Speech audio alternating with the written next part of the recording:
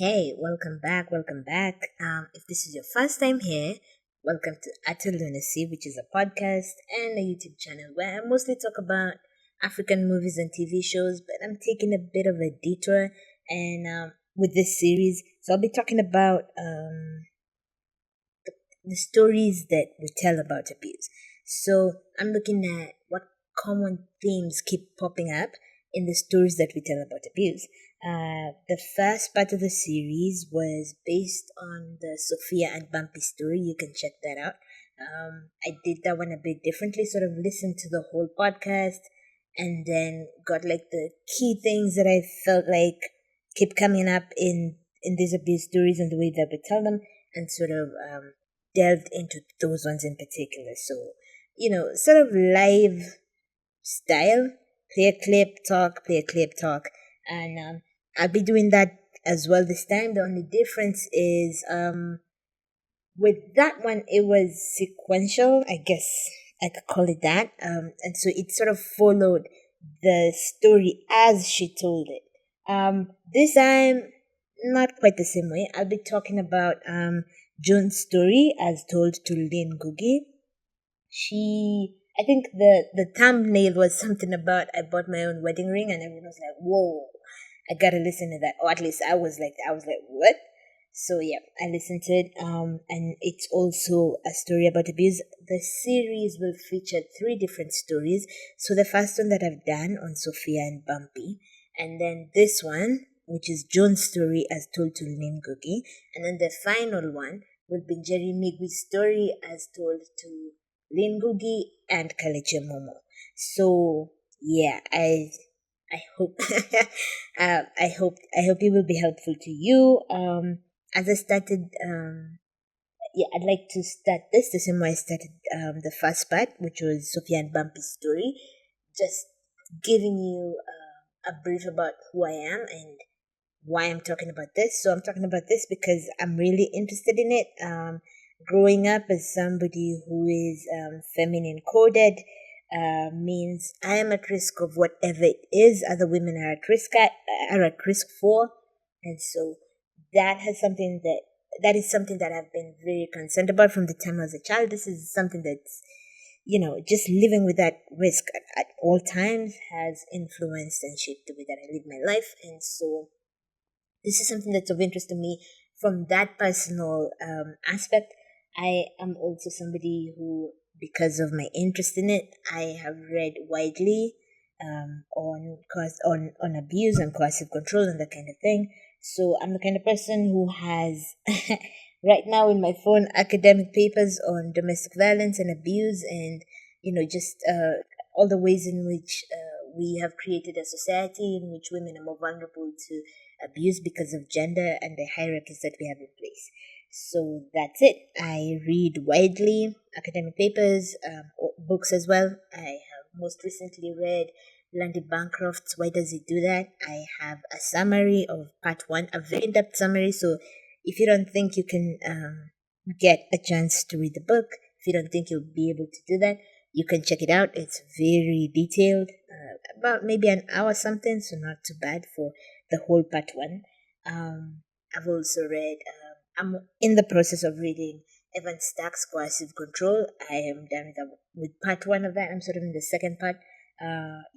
So that's it. I am just somebody who is very interested in the way that we tell stories of abuse. I'm interested in the whole, the gender hierarchies that create this kind of violence in our society from a personal standpoint, and also just from a person who's very concerned about the way that we have decided to structure society. So let's dive into Joan's story as told to Lynn Ngugi and see what keeps coming up. I'll occasionally play clips, hopefully, from what's his name, Landy Bancroft's. I'm so sorry, from Landy Bancroft's book. Why Does He Do That? And yeah, we'll talk as we go on. Thank you for stopping by. I hope this is very helpful to you. And cool. Right, let's talk about the way we tell these stories about abuse. So first, I know you are currently on, is it divorce counseling or something? I just completed divorce care classes. Divorce care classes? Yes, they were done by Nairobi Chapel. Okay. Yes. And you had been married for how many months? 4 months. Yeah. 4 months. Yeah. We did our wedding last year, December, and married for 4 months. Now separated since May, yet to start the process, the court process. The court process? Yes. Okay, I should start this by saying I'm not a Christian, but I was for a long time. I was a Christian for a long time. So many of my family members and friends are still Christians. And, I'm a big fan of Jesus Christ. So you should know that. I am not a big hater of Christianity as a whole, just because, Jesus was a real one, okay? Jesus was a real one. I keep saying this was a nigga who was going out there, feeding the hungry, healing the sick, hanging out with women, and not just women, hoes, full on hoes. Like, this is a nigga I can get behind, okay? So, keep that in mind as I go into what I'm about to say. I think that the church is very opportunistic. The church as it currently stands just consists, I think, of people who Jesus would walk in there and then just whip all of them. Just like whip all of them. The church is so opportunistic. So now here, they've come up with a thing called divorce care because a lot of people are getting divorced. It's a cash grab. That's what it is. It's a cash grab. Let's not lie to each other. These people, here's the thing. If it was about serving the community, if it was about meeting people's needs and looking at it and saying, oh yeah, okay, so what's a need that's growing in our society? And then they say, okay, yeah, it's a lot of people getting divorced, right? If that was the case, they wouldn't be charging it. They wouldn't be charging, okay? They would not be charging because all of these motherfuckers who are paying for this, I'm so sorry, they're not motherfuckers. All of these people who are paying for this divorce care classes are very likely people who go to that church, all right? Or people who go to some church, which means they contribute, right? They contribute to the church's, financial pot, so to speak. So why are you charging them for this, right? These are members of your community, of your faith community, who have this need, right, that you have identified and that you can help them meet, right? They have this issue that you can help meet that problem, solve that problem for them. Why are you charging them? Everything, every service that is charged in church is a cash grab. I used to go to this church. Oh my God. Do you know? I just thought of it. These niggas, they charge this for what is it? A membership card.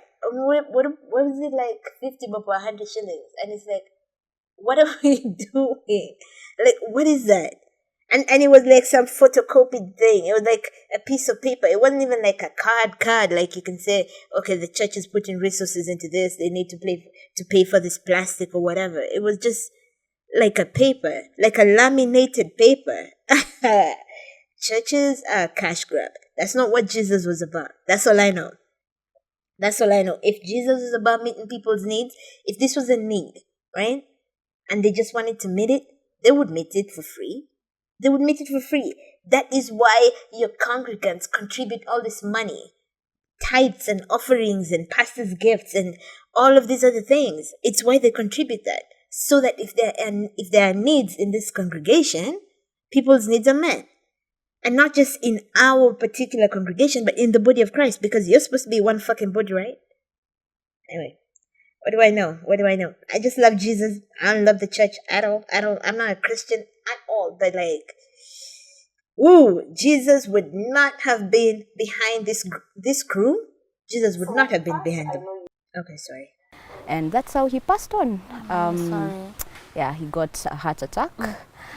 Yeah, and that was the last time I saw him. I think that was the last type of love that I ever experienced from a man. Because he loved me as if I was his own, and he was actually my stepdad. Something that keeps coming up in these stories of abuse, as people narrate their own stories. And oh yeah, I forgot in my long ass disclaimer to add, I really would hate for it to sound like I'm talking over these women, because that's not the point. The point is to just recognize the patterns and the themes that keep coming up. What do we keep talking about when we talk about abuse. So the idea is not to talk over them or, somehow elevate my own views and opinions over theirs. That's not the point. The point is just to identify these themes that keep coming up and then share my thoughts because, like, I'm a yapper. I'm a yapper, like certified yapper. So, okay. In this clip, she's talking about, if you haven't watched it, please go check it out. I think it was a good story, and the way she takes us through how, everything just went, I suppose, getting worse. If you want to, that will be good. If you don't necessarily want to go and listen to it, I'm gonna give you some backstory about what she's talking about here. Her mom was a single mom for a while when she was a kid, and then she got married to this guy who was really good to her, to the mom, and also to June herself. So, unfortunately, this guy died when she was young, and she identifies this as like a very pivotal thing in her life. And as we heard from the clip, she says this is the last time she had the love of a man. Okay. Like, I get it. Okay? I get it. My true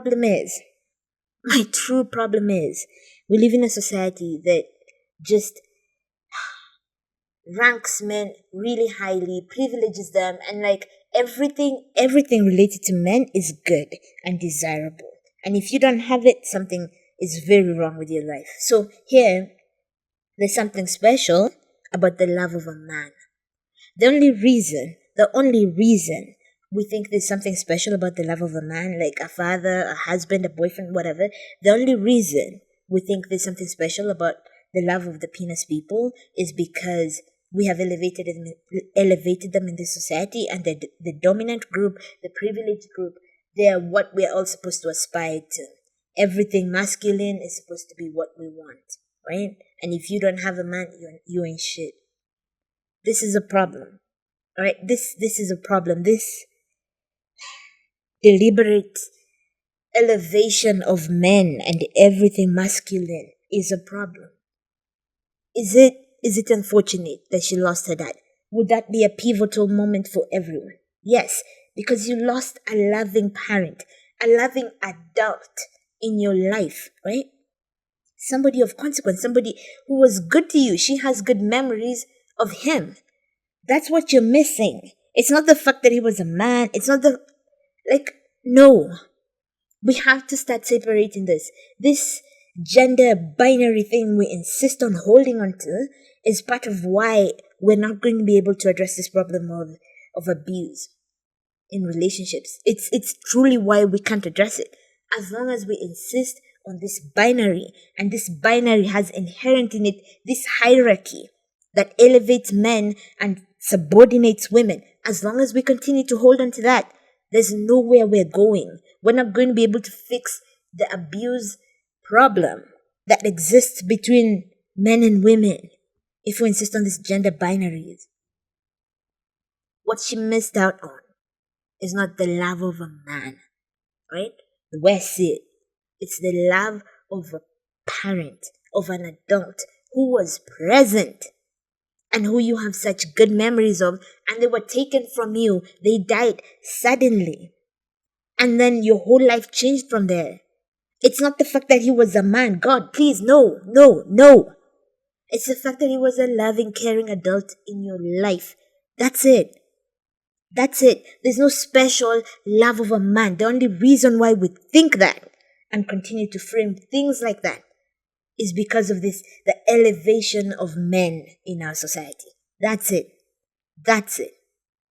Patriarchy is why we think there's something special about the love of a man.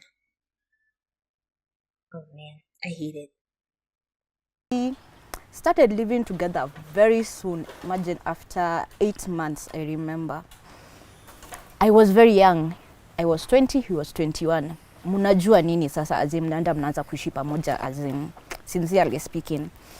And right now when I look at it, I actually would advise young girls, know yourself before you get into a relationship. Know yourself before committing to be a husband or a wife, even to the young men, like you need to know who you are, who am I as June, who you are as Lynn. Yes. Before now you become a Mrs. somebody or a Mr. somebody to someone. Who are you? Yes, who are you? Because those are one of the questions I was asked in my therapy session this year. June, who are you? And I couldn't answer my therapist. I was like, I don't know. I don't know, because it's like nilitoka high school nikaingia ndoa. Yeah, and it's very dangerous if they only, and we've all been there before. I know I've been there before. When your definition depends on another person's existence. You cannot define yourself without them in the picture. It's dangerous. Yeah. And that's how we lose our identity. Like, you don't know yourself completely. Yeah, and if you don't know yourself, you keep on running back to the person who made your identity whole. Maybe it's a toxic situation and all that. Yeah, I know. Like, the thing that's interesting about this advice is I've given it myself, right? I've thought it, I've given it myself. I have talked to people and we've all been like, yeah, someone should know themselves before they get married, especially women, And, I don't know. I don't know. I don't know. There's a part of me that feels like this is something we tell ourselves so that we feel, I guess, safer and like, more protected from potentialities like abuse. And it's true. Obviously, the younger you are, the more likely you are to find yourself in an abusive relationship, because a lot of abusers take advantage of the fact that you don't know, of your ignorance, your naivety. They take advantage of that. So it makes sense to take your time and not rush into things. And like if I had a 21 or a 21-year-old kid, there's no universe in which I would think it's a good idea for them to get married or cohabit with somebody. Like, dude, what are you doing? Like, what are you doing? There's so much life to life before you commit to something like this. Like, you don't know how big a commitment you're making. And I think especially for women, like, intimate partner violence is one of the leading causes of death for women. Like, as soon as you get yourself, partnered up, you increase your risk of, homicide. So, like, no, I wouldn't want that for my kid.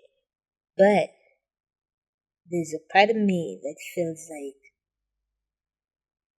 we underestimate the extent to which we live in an abusive society, right? And we underestimate the extent to which some of the things we say sort of contribute to victim blaming indirectly, right? So we potentially look at people in abusive relationships and we're like, she didn't know herself. And no, that's not, no. Like, no. Abuse only happens because somebody chooses to abuse you. That's it. Abuse only happens because somebody chooses to abuse you. And I don't know, take time and know yourself in a lot of ways, I think, is indirect, indirect victim blaming. I think so. Because here's the thing, here's the actual thing, like, legitimately. If you're 20 years old, if we're not in a patriarchal society that sort of promotes and like defends and hides abusers and all of that, if we're just in a reasonable society with like gender equity and that kind of thing, and there are no hierarchies and there are no systems in place to allow men to get away with abuse, then it wouldn't matter if you are 20 years and 21 years old. Like, it wouldn't matter. You just get together and nobody thinks they're above the other and that the other should be subordinate to them, and nobody tries to take control of the relationship and abuse the other, and we're good, right? So the issue, and so in this utopian society, then you just sort of grow together, which is what couples do anyway. Even if you get married at 35, you're not going to be the same person at 45. You're just not. And you're not going to be the same person at 55. People change, people grow, all these things. So then it's not about taking your time to know yourself. It's about the fact that we have a society that incentivizes men to be abusive, encourages them to be abusive, socializes them to be abusive. Like everything about the way we have structured society is to say, this group of people is the one to get all the dominance, all the power. They're the ones to be in charge, and this other group of people is subordinate, and they're supposed to just submit and that kind of thing. And that is a recipe for abuse. No matter how old you are, no matter how much you take time to know yourself, no matter how well you know yourself, right? People have gotten married. I know somebody who got married, right? Who got into a bit of a serious relationship when they were older, past 30. And they still ended up in a very abusive situation. Like, dude, so abusive you need therapy after. So this June type stories. So abusive you need therapy after. So I don't know. I understand the sentiment behind it. I have said it. Take your time to yourself, whatever, all of that. But abuse only happens because the abuser chooses to abuse you. That's it. There's all of these measures we can take to try and, mitigate the risk, reduce the chances that we end up in these bad situations with these terrible people. There are. But that's not it. That's not going to protect you. Not quite anyway. And just the way society is structured, women get married and it almost doesn't matter how much they know each other. The way marriage is structured is men are dominant and women, even the ones who you think are so I know myself, I don't let myself get pushed around, they still get pushed around, right? Because the entire structure is designed to privilege men and men's authority, men's power, men's control. That's what it is. I think we just, tell ourselves these things so we can feel better. So we can feel better, because the truth of if you think about it in terms of there's little you can do to protect yourself, that if an abuse, that number one, you live in a very abusive society, so almost all the structures are abusive. And then number two, if an abuser has set their eye on you, whoa. And they've decided it too. And, they're going to put on the charm, the manipulation, the lies, all of that. Like, dude, that should happen to anybody. And I suppose that's very scary. So that's why we tell ourselves all of these things. Like, you need to know yourself. You need to take your time. Like, I support it. I would still say it. Like, take your time, know yourself. Like, definitely. But not as something that's going to protect you from abuse, or not necessarily not protect you, but insulate you from it. It may reduce your risk, right? But there's not 100% protection. There's no insulation for any woman living in a patriarchal society. There's just none. You always live with the risk of that. Anyhow. Men are liars and manipulators and pretenders. Dude. And so our relationship was okay at that point. I thought it was okay. We were young, so what do you know about being a husband and wife? And unfortunately, we both come from homes that don't have, right now I'm not seeing it as complete, but as in there's this notion in the society where a father and a mother and a child is a complete family. But ideally, even as a child and a mother is still complete, a child and a father is still complete. So at that point, I was thinking that because we didn't come from complete families, complete in quotes. Like I came from a single mom, he came from a single mom. Like right now we can do this together to make it a complete family. Dude, sorry. I'm sorry. So this one keeps coming up. This one legitimately keeps coming up. And the thing is about okay. Pull. Okay. This one keeps coming up, right? This idea of what a complete family structure looks like and the impact that having or not having one has on the relationship that you get into in the future. So June's story is interesting because she's the only one of the three of them for whom both of them came from broken, quote unquote, homes, like incomplete homes. She's the only one. So in Sophia and Bumpy's story, Bumpy came from like a 2-parent household. Sophia came from a single mother household, and so she was always made to feel like she was inadequate, like she didn't even know how families are supposed to run, that kind of thing. Same thing with Njeri Migwi. Njeri Migwi came from a single parent household. She lived just with her dad, and then her husband came from a 2-parent household, and he was also like, yeah, you don't even know how like this shit gets done. You don't know how, a family is supposed to be, blah, blah, blah. And in both instances, they sort of felt this pressure to, I guess, have a complete family of their own. And like it's so interesting to me because in this instance, in the in the Sophia and Bumpy story, she said she didn't see an example of like her mother submitting and all of that, like of how a household should run. In Njeri's story, same thing. And then now in hers, same thing, right? She implies that none of them grew up in like this 2-parent households, and so they didn't have an example of how things should be done. Dude, I actually think not having an example is like the best thing that can happen to you. If both of you are fairly decent people who care about each other and value egalitarian principles, right? If you care about each other and you value egalitarian principles, then that is like pretty much the best situation, because then you're not bringing nonsense from your family, from your home family, into this new family. Now, you will have to deal with the societal nonsense that you've picked up along the way, things you've picked up from TV and podcast bros.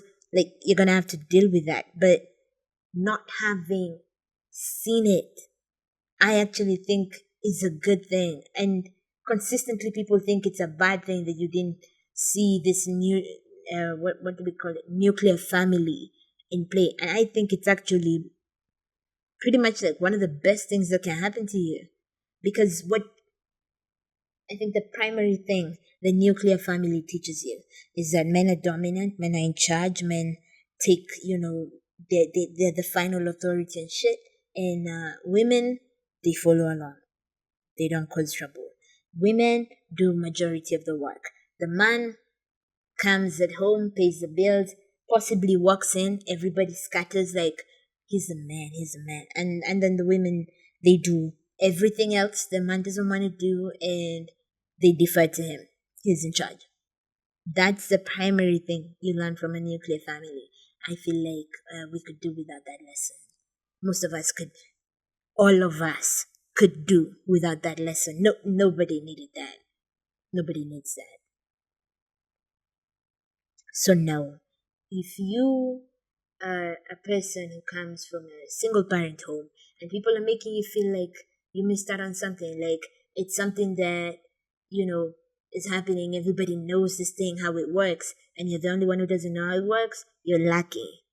You're lucky. You're better off not seeing this dynamic being played out. You're better off not seeing it and internalizing it. And then you just have to unlearn that, or you find yourself doing that bullshit. Oh, God. I hate it. So yeah, you're not missing out.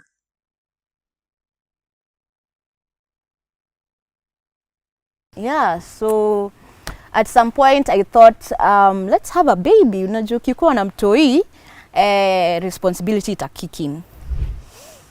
And I got pregnant. So actually my daughter was planned. Yes. So my daughter came and I was like, so maybe if the daughter comes in and responsibility comes in, because mkiwa wawili unaona, maybe mko tu sawa. And the baby came, but still nothing much changed.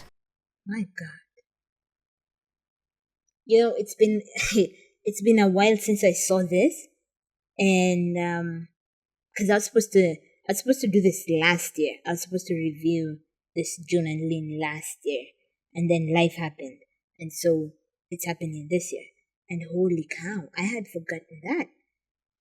She said they planned to have a baby, and she thought, oh yeah, so responsibility will kick in. Like, let me just play that back. Yeah, so at some point I thought, let's have a baby. Unajua ukikuwa na mtoi, responsibility ita kick in. I mean, as many times as I hear, I'm still like, what? Ukihave mtoi, responsibility will kick in. Ooh-wee. Hiya. Hey. Guy, friend. I feel like people don't take having children seriously enough. And now I'm not talking about her. People do not take it seriously enough. The way I think about it, I am a child-free person, so possibly you should know that going in. So yeah, just in case, just to help you maybe understand where I'm coming from, so you can pick out the bias in the event that you think there's bias. But I feel like people do not think seriously enough about what it means to have kids, because having a child, because I feel like people just get stuck on, I want a baby, like we want babies. You're not making a baby. You're making a person. You're making a person. I feel like people need to stop saying they want babies, they want kids, and just say, I want a person. Like, I want to make a person. See if you still want it. Because babies, they're cute, they're cuddly, I mean, they smell delicious. Kids are the best, like, they're warm, and they touch you with, like, their chubby little fingers, and it's so cool. And kids are the best. Children, babies, they're the fucking best. They're the best. Right? But do you want a person? Right? Do you want a person? Do you want a 5-year-old? Do you want a 10-year-old? Do you want a 15-year-old? How about a 25-year-old? What about a 45-year-old? Do you want a 45-year-old? Because you're making a person. You're making a person. And you will be their parent forever. Like, ooh-wee. The way I think about it, one of the reasons why I'm child free is I look at this world and I think, should I bring a person here? What's a good reason to bring a person here? Like, seriously, how could you possibly justify bringing a person here? Now, if you can, go right ahead.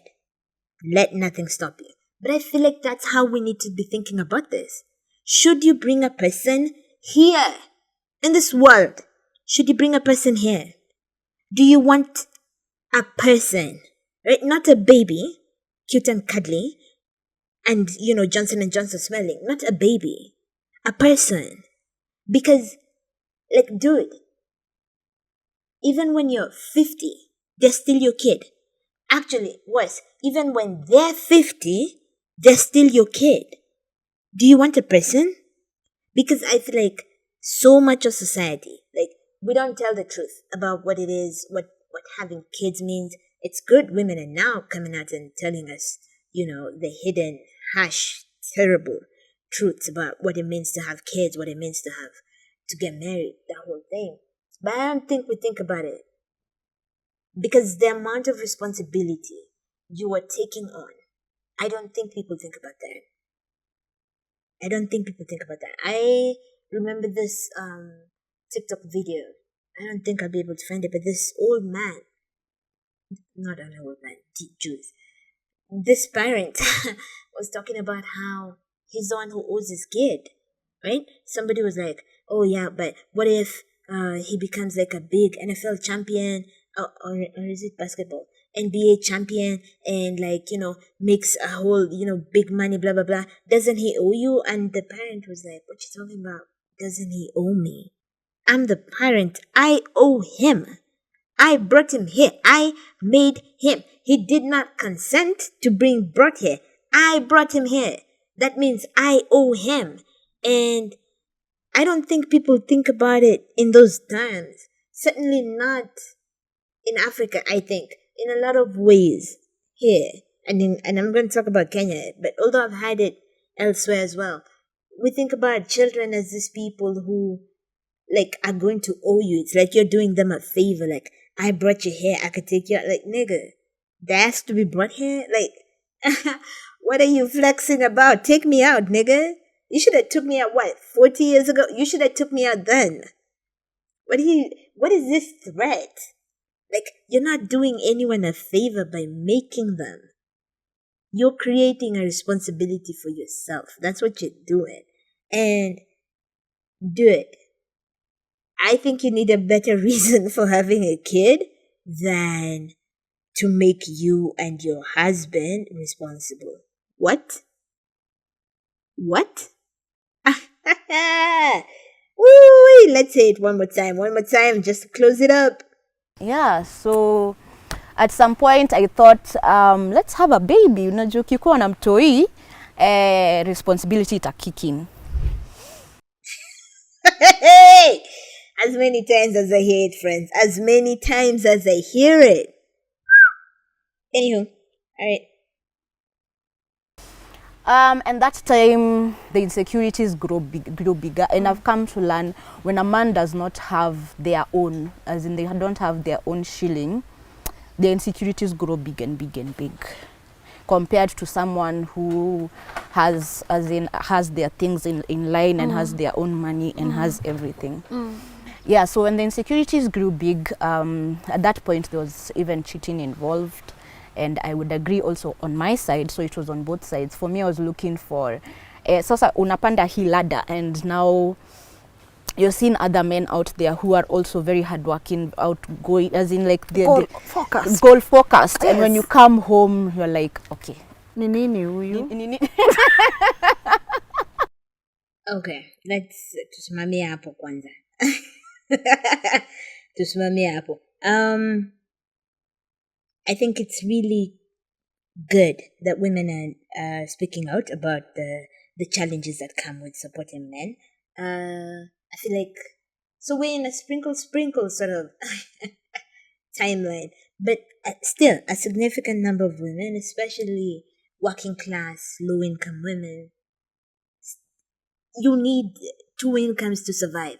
In almost any country in the world, things are insane. People need 2 incomes to survive.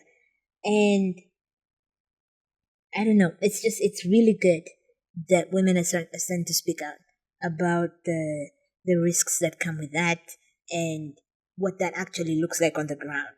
So in her case, he's now jealous, resentful, like all of these things, like it's now an issue.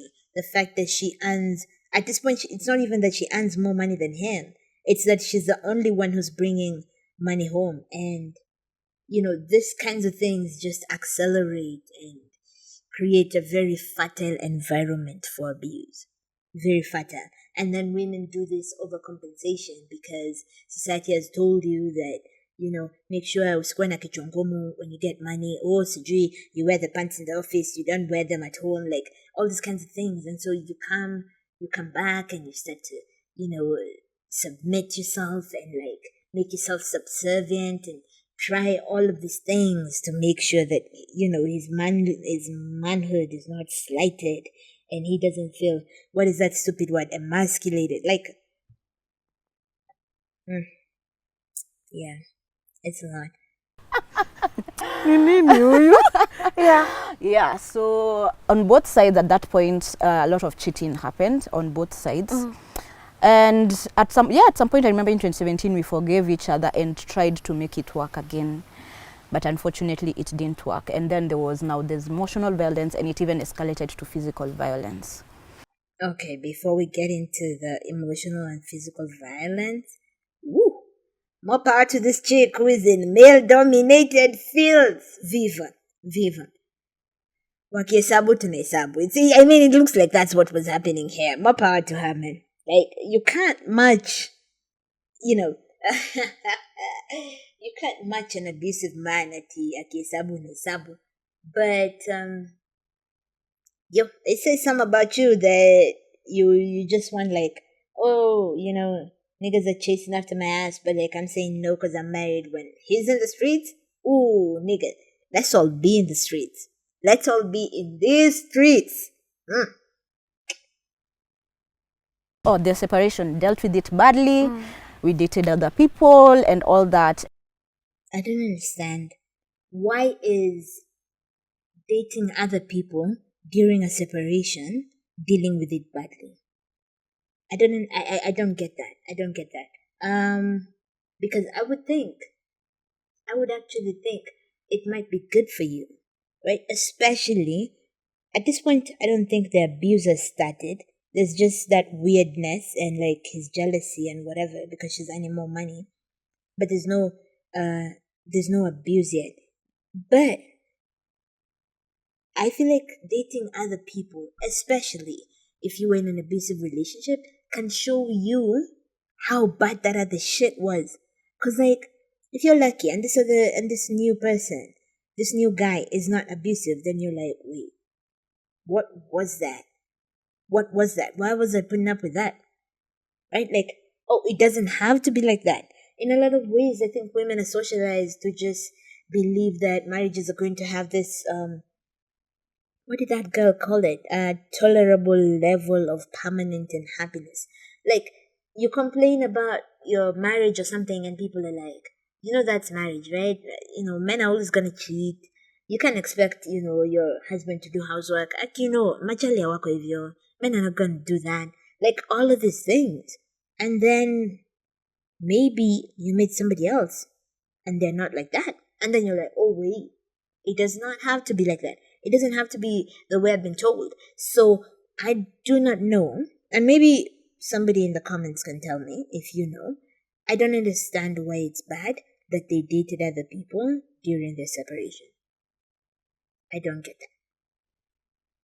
Oh, the separation, dealt with it badly. We dated other people and all that. And then in 2020, nikajiambia, hey, huku nje ni the ghetto. I'm not for the streets. Me, I'm not for the ghetto. I'm not for the ghetto. I'm not for the ghetto. Yes. So I'd rather go to someone, not the devil, the devil know, that you know. Than an angel you don't know. Exactly. Yes. Hey, so tukarudiana tena. Right now that I think of it, that was a very big mistake. It was a very big mistake, but maybe that's why tuko hapa right now. Ndo maana tulirudiana. That's why tuko hapa. Yeah. God has his own ways. Wait, before we go on,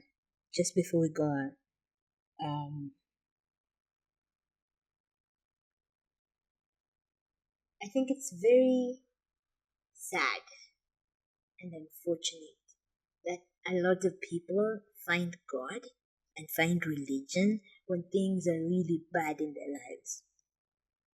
I think it's really dangerous, especially if you factor in where the world is right now. Everything looks like it's going to hell.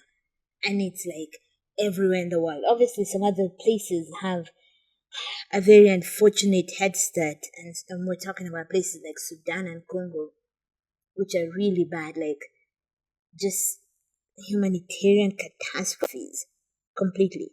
But it's happening everywhere. Just things are getting really bad. And it's very worrisome the way people find religion in these times, because then it makes you very, very vulnerable to people who just use religion to manipulate and control people. I think we're going to see a significant rise in cults and shakahola type things. Like this is where we're going, and where it's not going to be shakahola level, it's going to be things like is it Prophet Owor or whoever, who it was being said people would like bring things to him. People would give him title deeds. People would give him cars. People would give him their homes. Like, it's very scary, and I do not know if Christians know how absolutely concerning it is that people often find God when things are really bad. I mean, we saw it even with what's his name, the guy who got a stroke, Jamie Foxx, and he said God used the stroke to stroke him into coming back. And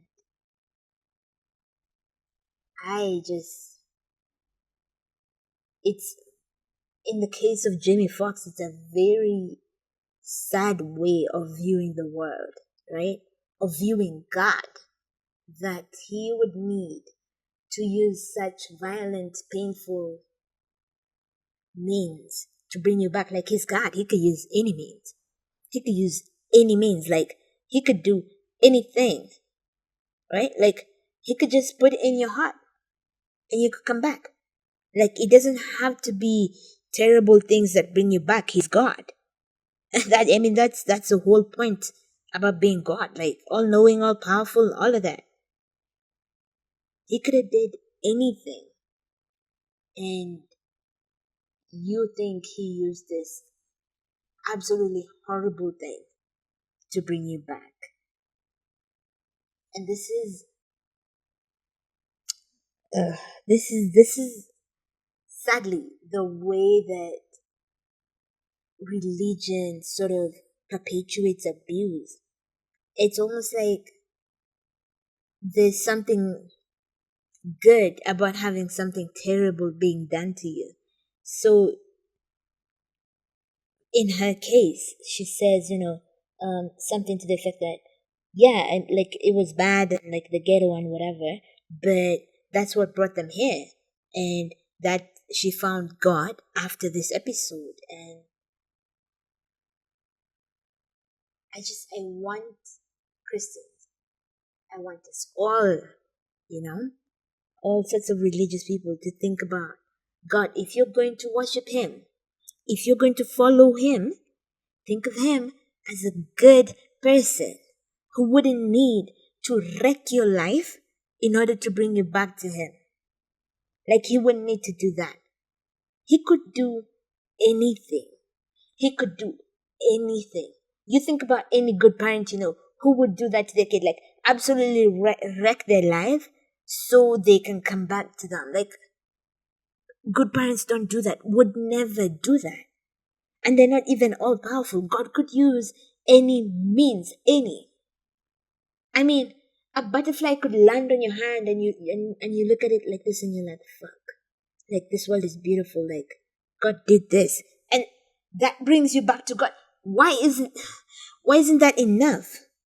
Why do you think God couldn't do that? Why do all your stories revolve around terrible things happening to bring people to God? Why don't we have stories of, you just looked at the sunset. You ever looked at the sunset like some evening at the beach and you look at it and you think, fuck, this is beautiful. Like, what is this? This is transcendental. I cannot, I do not even have the words for this. God is amazing. And that brings you back to God. Like, why not that? Why is it always terrible things? I don't know. I just think it's dangerous, especially as we head towards really difficult times. And we are already there. Like I said, some people have had, the most unfortunate head start. But we're heading towards really terrible times. And it just, I hate it that people think God uses these terrible times to bring people back to him. Because what are you going to say? We're heading towards really authoritarian, fascist type world, right?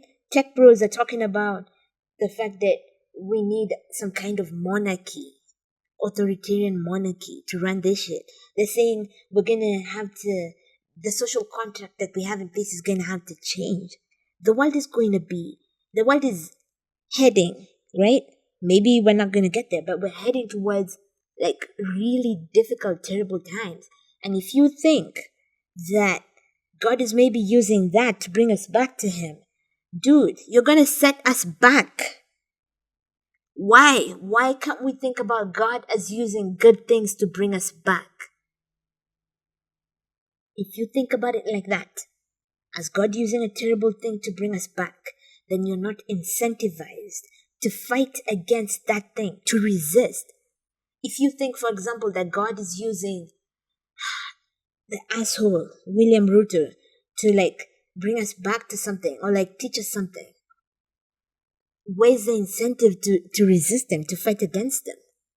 There's none, because God is using him. Dude, if you believe that God is good, right? If you believe that God is good, and Jesus said,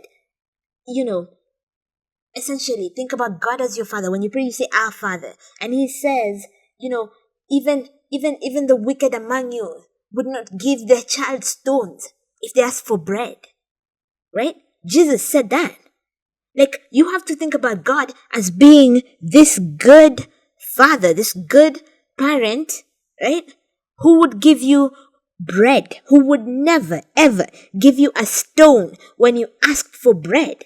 So, why in all your stories is God giving you stones so that you can come back to Him? Would bread not be more efficient, a more effective way to bring you back? Like, it concerns me. It concerns me that we continue to tell these stories where God is using terrible circumstances to bring us back. And that there's some kind of, every cloud has a what? Silver lining. Yeah, like there's some kind of silver lining, there's some kind of benefit to all this suffering that we went through, that you went through. Suffering it makes you suffer.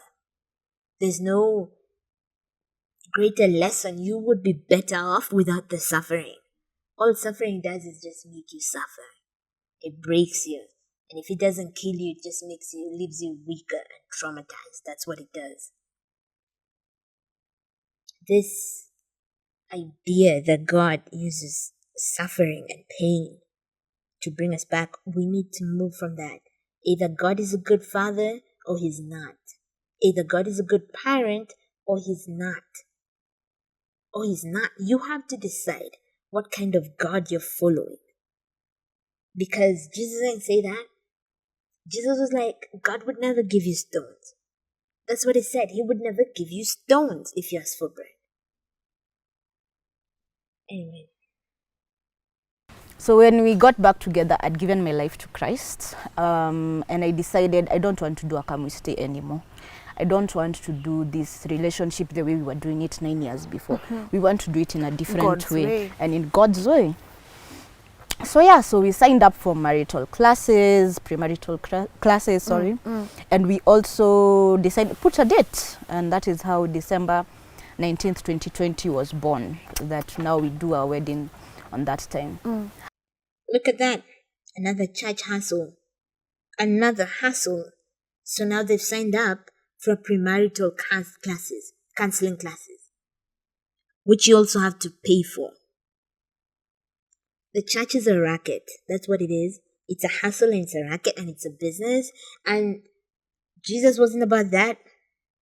Jesus was not about that. He was like, my house should be called a house of prayer, not a place of business. Not a money, what do you call it? Like a money, whatever. Not a place of business. Guys, the church is a racket. The church is a racket. And Christians have to be able to see that. And more importantly, they have to be able to say it. And then distance themselves from the racket, because Jesus wasn't about that. Why would you go to a church that Jesus would not go to? Why would you go to a church where Jesus would walk in and like just whip all the motherfuckers in there? Why would you go to that church? You're a Christian. Christianity is supposed to be about following Jesus. Following Jesus, not your pastor, not even Paul, like following Jesus. Anyway, that's all I'm going to say about that. The church is a racket. Those people, they're in business, divorce care, and now premarital couples counseling classes. I am. I'm just saying what Jesus said. That's it. And who is paying for this? It's you. So you give him money to act like it's coming from him. That is what I was actually taught. And I think, okay, but kufundishwa na dunia. Ile like, kuficha mwanamume, chukua pesa zako umpati. Yes. Asikwe na aibu. And I did that a lot. And he would gladly take the money. Yeah. Yeah. Your expression on your face. Tunaongea tu June. Do you see that? This is what she learned from the world, right? She didn't have examples at home, but this is what she learned from society at large, that you have to hide a man's shame. Protect him from looking, I suppose, like he doesn't have money. I think you have to learn all of the things society tells you about what being a husband and being a wife is. You have to unlearn that. You live with a nigger if you have decided to live with a man. You live with him the way you would live with your best friend. Only difference is you bang. That's it. You live with him like that. None of these rules that society has. No way. If he's not willing to live with you like y'all are two women, in every way, like expenses, food and cleaning and cooking and childcare, like if he's not ready to live with you like that, right? Having abandoned all of the privilege that society gives him as the man, if he's not willing, then there's nothing you're doing together. Your relationship should be like I think a best friend relationship. Like just a relationship where you love and care for each other and respect each other, and you're there for each other. Like that's what it needs to be. All of these rules, arbitrary rules based on gender and penis having or penis not having, those things are not good for a relationship. They do not a healthy relationship make. Let me say that again. Because it's like a tongue twister to me. They do not a healthy relationship make. They don't. You have to unlearn all of them. You have to leave them all behind. This idea that this is another version of the idea that you needed an example of how marriage should work, of how men and women should be. Like, look at the example the world gave you. Some bullshit example that ended with you being exploited by a man who refuses to work. Not can't get work, refuses to work.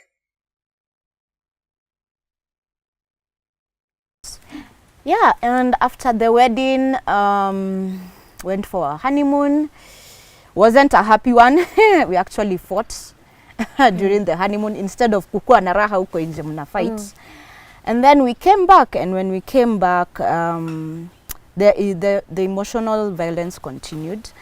More of insecurities, I would say. And now we both had anger issues. I would even admit to have anger issues. Sasa mimi nilikuwa naitwa mdomo pistol. Because maneno zenye zinatoka kwa mdomo yangu ni pistol. Yeah, and to him, the same thing. Yeah. And so again, it escalated to emotional and physical violence that my daughter saw. And it really wounded her. Also, my mother saw it, because at some point after the wedding, she stayed with us for a while. So they both saw it, even to a point my mom was like, "Nata kwenda ushago, I don't want to stay with you guys anymore." Like the toxicity, yani alikuwa anasema it's so toxic, she doesn't want to stay there.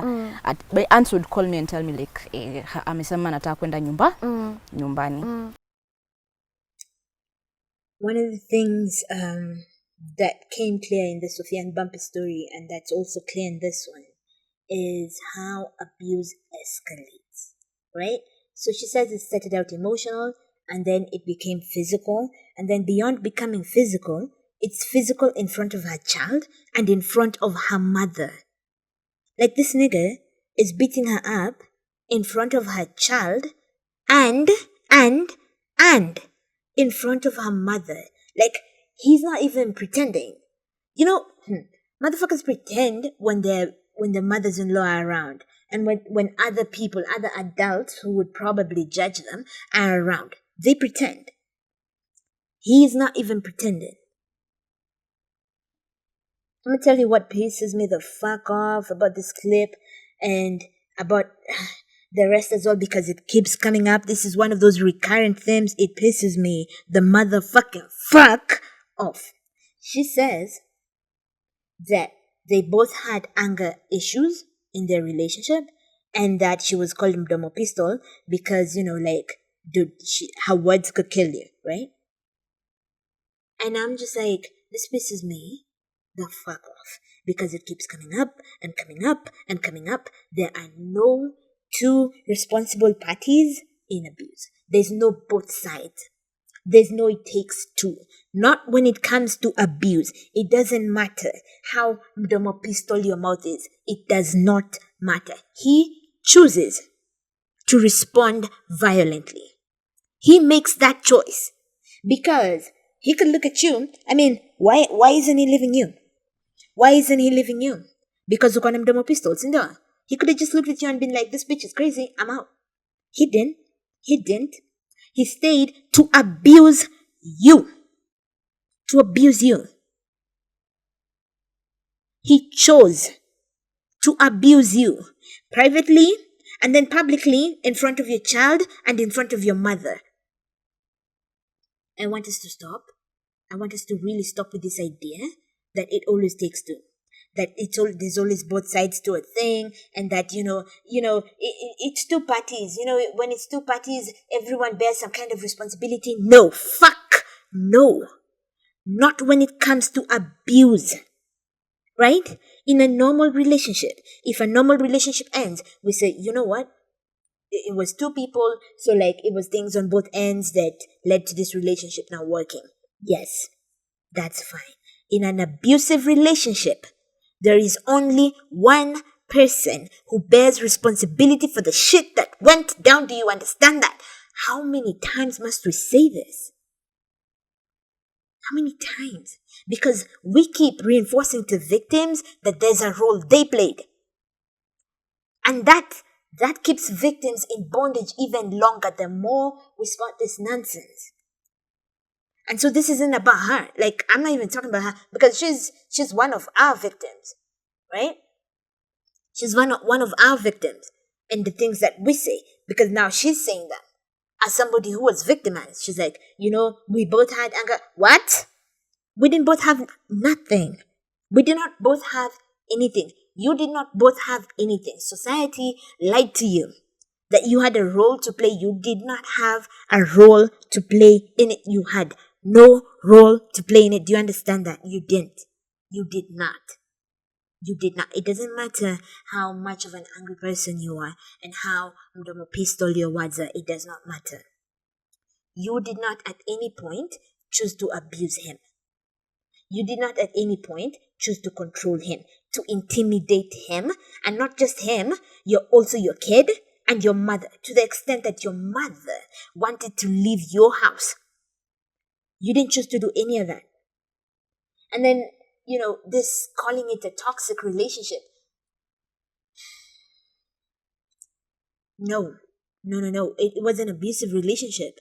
It was an abusive relationship and he was the abuser. And all responsibility lies with him. We can talk about toxicity, I guess, in normal relationships. In abuse, let's call it abusive. And let's call him the abuser.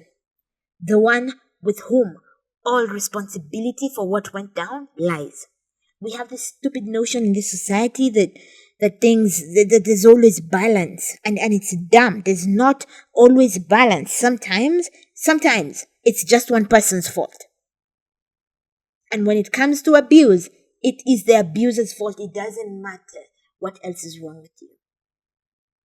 I'm gonna play you that clip.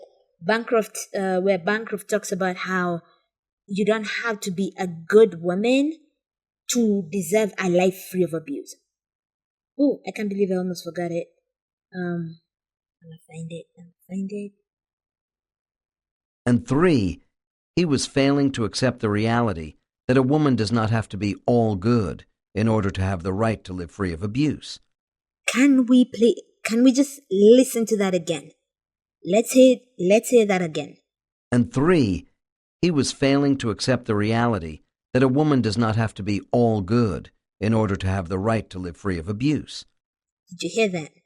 A woman does not have to be all good in order to deserve to live a life free of abuse. You do not have to have been a good wife, a perfect wife, none of that. With good emotional regulation or whatever. None of that. Or good communication skills that don't make him feel emasculated and don't, work on his insecurities, whatever. None of that. You do not have to have been a good wife or a good woman to deserve a life free of abuse. If he determined that you wasn't a good wife, he could have left you. He did not have to choose abuse. He chose abuse. He chose abuse. And he chose abuse because abuse benefits men. That's why he chose it. That's why he chose it. Let me see if I can find the clip where... Oh, yeah. I'm going to play you a clip about how all the different ways abuse benefits men. And then we'll see. I'll see you on the other side. Cool. Bye. All right, let's talk about it. A guy called Chuck Derry, who used to run court-mandated groups for men who batter, wrote an article called "Abusive Men Describe the Benefits of Violence." I'm currently reading it from voicemailmagazine.org. Okay, so he had this group and he was teaching these men these skills, or healthy relationship building, skills building, emotional things, blah, blah, blah, self-control, that kind of thing. And then he'd send them home to go and practice those new skills they'd learned. And then they'd come back and say to him, "Oh yeah, those skills are not working." And he'd be like, "What do you mean they're not working?" And so they explain to him and they're like, "Yeah, I'm trying to get her to do something. And when I use the skills, she doesn't do them." And he's like, oh. They were using those skills to try and control women even more effectively. They were here at the Batterer program because they were abusing women, right? Abusing and controlling women. And they were using the skills that they were being taught to try and continue to do that even more effectively. All right, so he says to himself, there must be a benefit to this thing. If they're fighting this hard to hold on to it, if they're this invested in maintaining this controlling and abusive behavior, there must be a benefit. So he says to them, let's talk, guys, tell me, what are the benefits? And at first they're like, there are no benefits. I mean, it's none, there are no benefits. And then eventually, the first one speaks. And so everyone starts talking, right? The doors open and everyone starts talking. All right, so here's a list of the... Sorry, just a minute. So here's a list of the benefits they cited until they ran out of space. All right, they were writing on some kind of whiteboard thing until they ran out of space. All right, cool. She's scared and won't go out and spend money. Get your way, go out. Respect. She won't argue. Feeling superior. She's accountable to me in terms of being somewhere on time. I decide. Keeps relationship going. She's too scared to leave.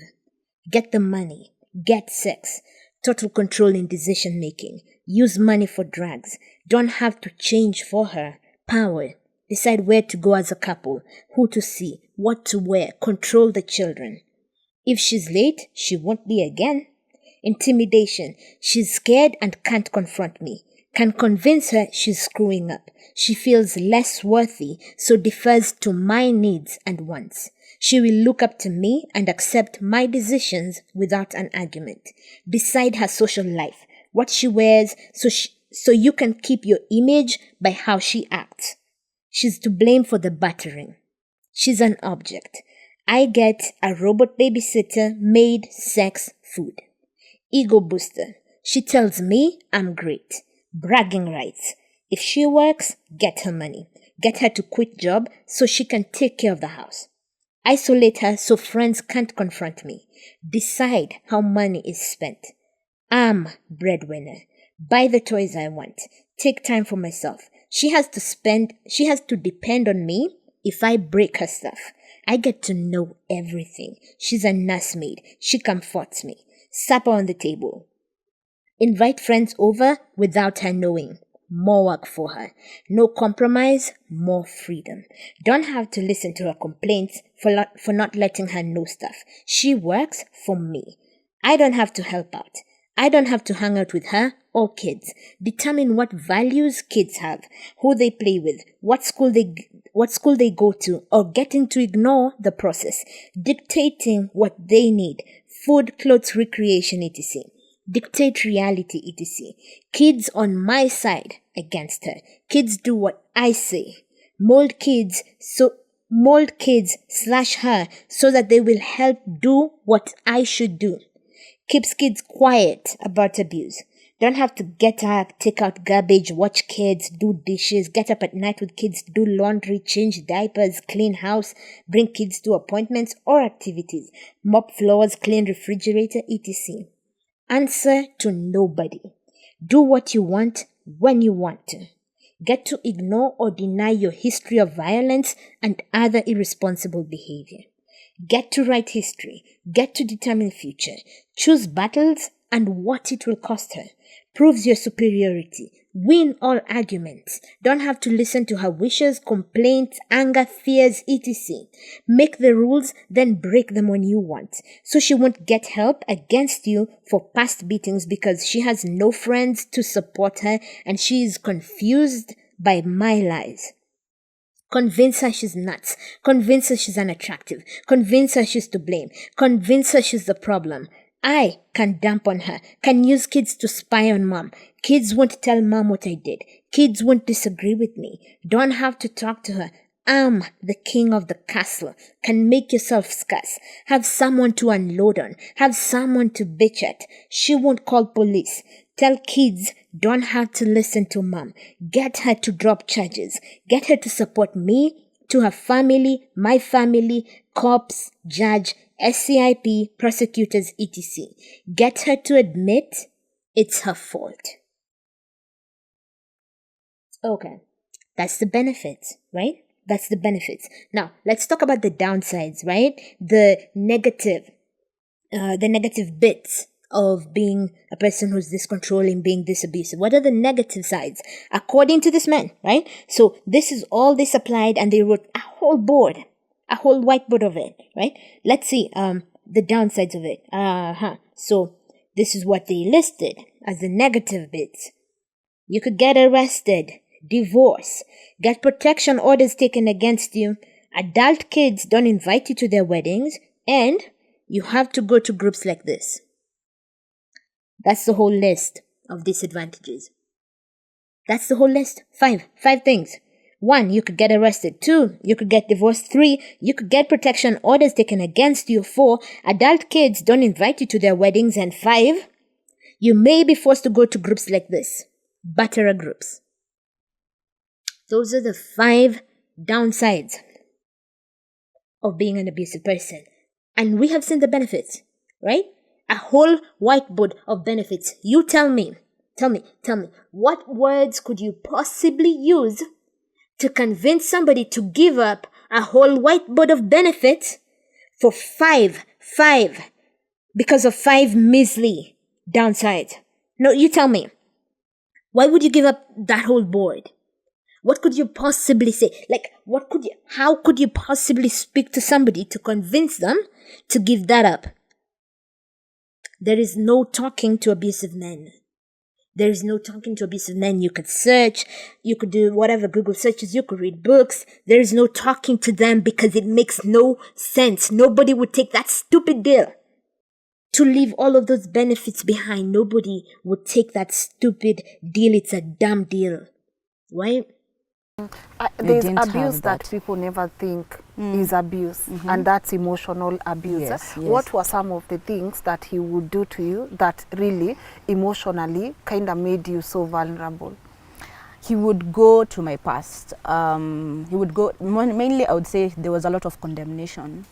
Like, go to my past, oh, you did this to me, you did this to me, you did this to me, you did this to me, you're the bad one, you did this to me. And I'm like, okay, I thought we went past that. We forgive and forget. Yes. Yeah?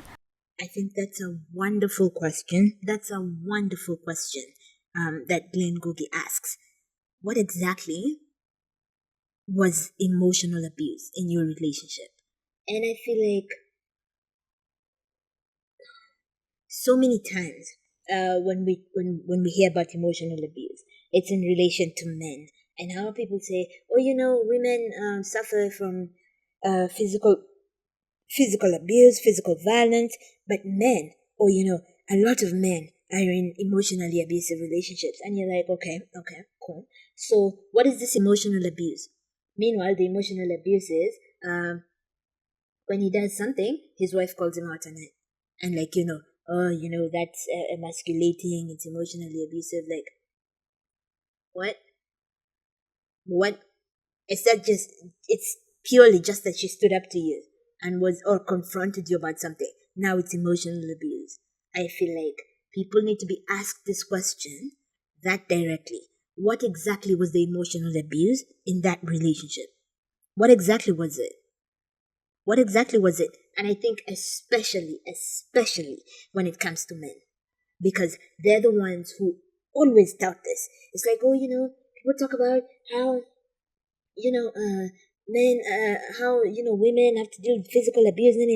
Nobody wants to talk about how men are also abused, and for men, mostly it's emotional abuse. I do not believe that, not even a little bit.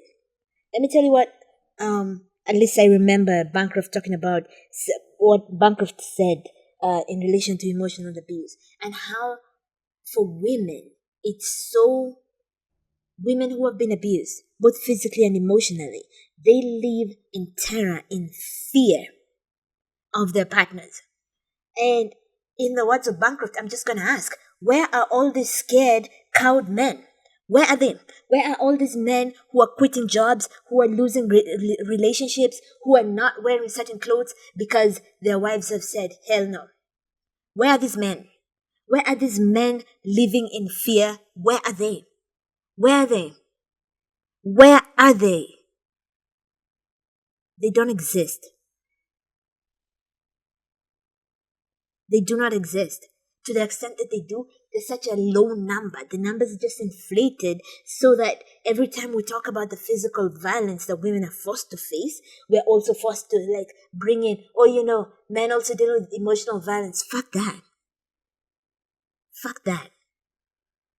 Once again, in relation to the canary in the coal mine, once we deal with the violence that women are forced to face, we will have fixed the violence that men are forced to face. And when we deal with the vulnerability and the violence and the abuse that children are forced to face, we will have dealt with every single person's risk of violence and abuse. So no, don't talk to me about emotional abuse, particularly when it comes to men. Don't talk to me about it until we have men who are living in fear in the same way abused women do. No.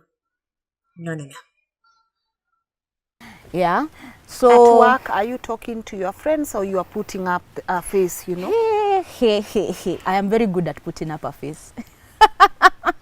To the point of when I wrote this post on Saturday, guys were shocked. Like, guys were calling me and like, but June, you've always been smiling. June, you've always been, we meet each other, you're smiling, you're laughing and all that. I'm like, I know how to put up a face. And that's even what we did when we went to church, when we went anywhere. We'd look like the happiest couple ever. We laugh, nini, wacha tufike kwa nyumba. Total different story.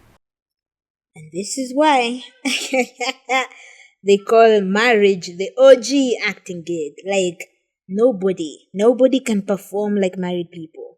I saw someone online talking about how there's no couple she's ever seen online that she sort of desired to be like, or thought of as, hashtag goals. Because she was just like, no, these people are acting. Niggas be acting. Married people are performers. They're actors. They're actors. Oscar award-winning performers. You likely know next to nothing about that married couple who you think are ghouls. Like, what? Mm-mm. Actors extraordinaire. Afro cinema continues shortly with them. That's their whole thing. Afro cinema continues shortly. Clearly, it was not working. We really tried with counseling. We really tried going back to the church and the people who married us. Our pastor was very instrumental in trying to get us back to, trying to make the marriage work for you guys. Yeah, because we would meet after church with him, and he will tell us, you need to go and do this, you need to go and do this in order to make this work. First of all, before we go on, fuck that pastor. Whoever you are, like, if you know who that pastor is, send them this clip. Fuck that pastor. Fuck you. Fuck you. Listen to me. Fuck you. Why are you trying to reconcile people who are in an abusive relationship? Why are you trying to reconcile a woman in an abusive relationship with a man who beats her up, not just in front of the kid, but also in front of her mother? Like, nigga, this is the kind of person who will kill you. Why are you reconciling them? Fuck you. You know, wherever you are, fuck you. Fuck you. Fuck you. Fucking asshole. Yeah, so the work wasn't there. The people out around us really tried, really tried. They gave us all the tools that we needed, but now applying them was another thing. I want to scream. They did not give you any of the tools you needed. The only tool you need when you're dealing with an abuser is these boots were made for walking.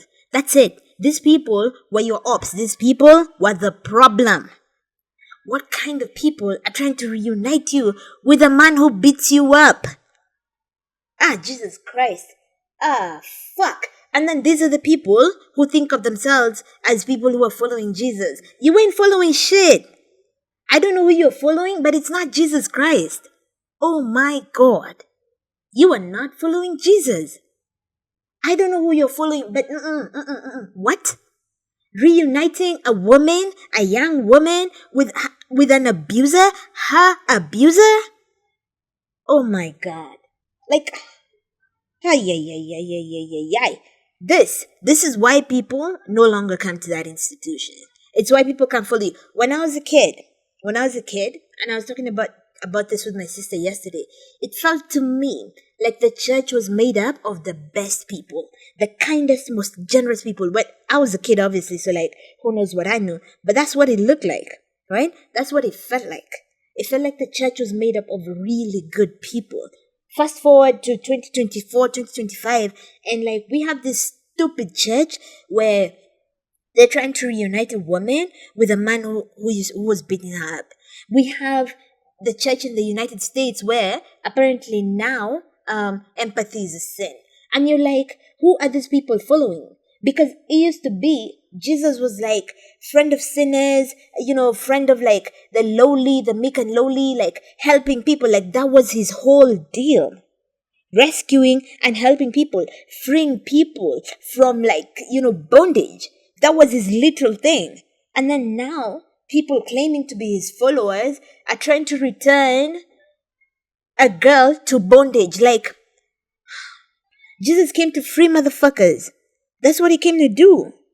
And then you're trying to put her back. Jesus came so that people could have life and life in abundance. That's what he came to do. And you're trying to put this girl back with a person who's stifling her life force. A person who we could reasonably assume could kill her. A man who's beating her up, ruining her life, destroying her life. That's in the name of Jesus. You're putting them back together in the name of Jesus. Hey, shit. Wow. Like, I want to go back to that moment where you are still in this marriage and things are not working out for you. So at what point do you decide, I know we had a beautiful wedding. I know now our friends, they know me, I'm Mrs. Nani and Nani, but it's time for me to walk out. Hatujamaliza mwaka, but it's time for me to walk out. I had decided I wouldn't walk out. Oh. First of all, because the first few months of the year. First of all, because you've done it the church way, you've done it under God's way and all that. I'm Yes. born again. Yes. I love God and all that. So Yes. And I will God try. hates divorce. And God, that line. God hates divorce. They will tell you that, right? I'm pretty Very sure you true. heard it a couple of times. June, God hates divorce. Yes, I had it so many times. But one thing that I really didn't want, I kept on praying. I kept on praying to the point of I thought, I actually realized I'm idolizing this marriage. Unaona ile asubuhi, God heal my marriage, in the lunchtime God heal my as in jioni. Yani hiyo tu ndio, hata hakuna kitu kingine naombea, ni hiyo ni My hiyo. marriage. There's an episode of The Smart Money Woman where Adeswa, who was in a very bad marriage, I would argue abusive marriage, although there wasn't any physical violence, but I would argue abusive marriage. There's an episode where she says, she quotes her therapist who apparently told her during one of the sessions, Adeswa, put the stick down.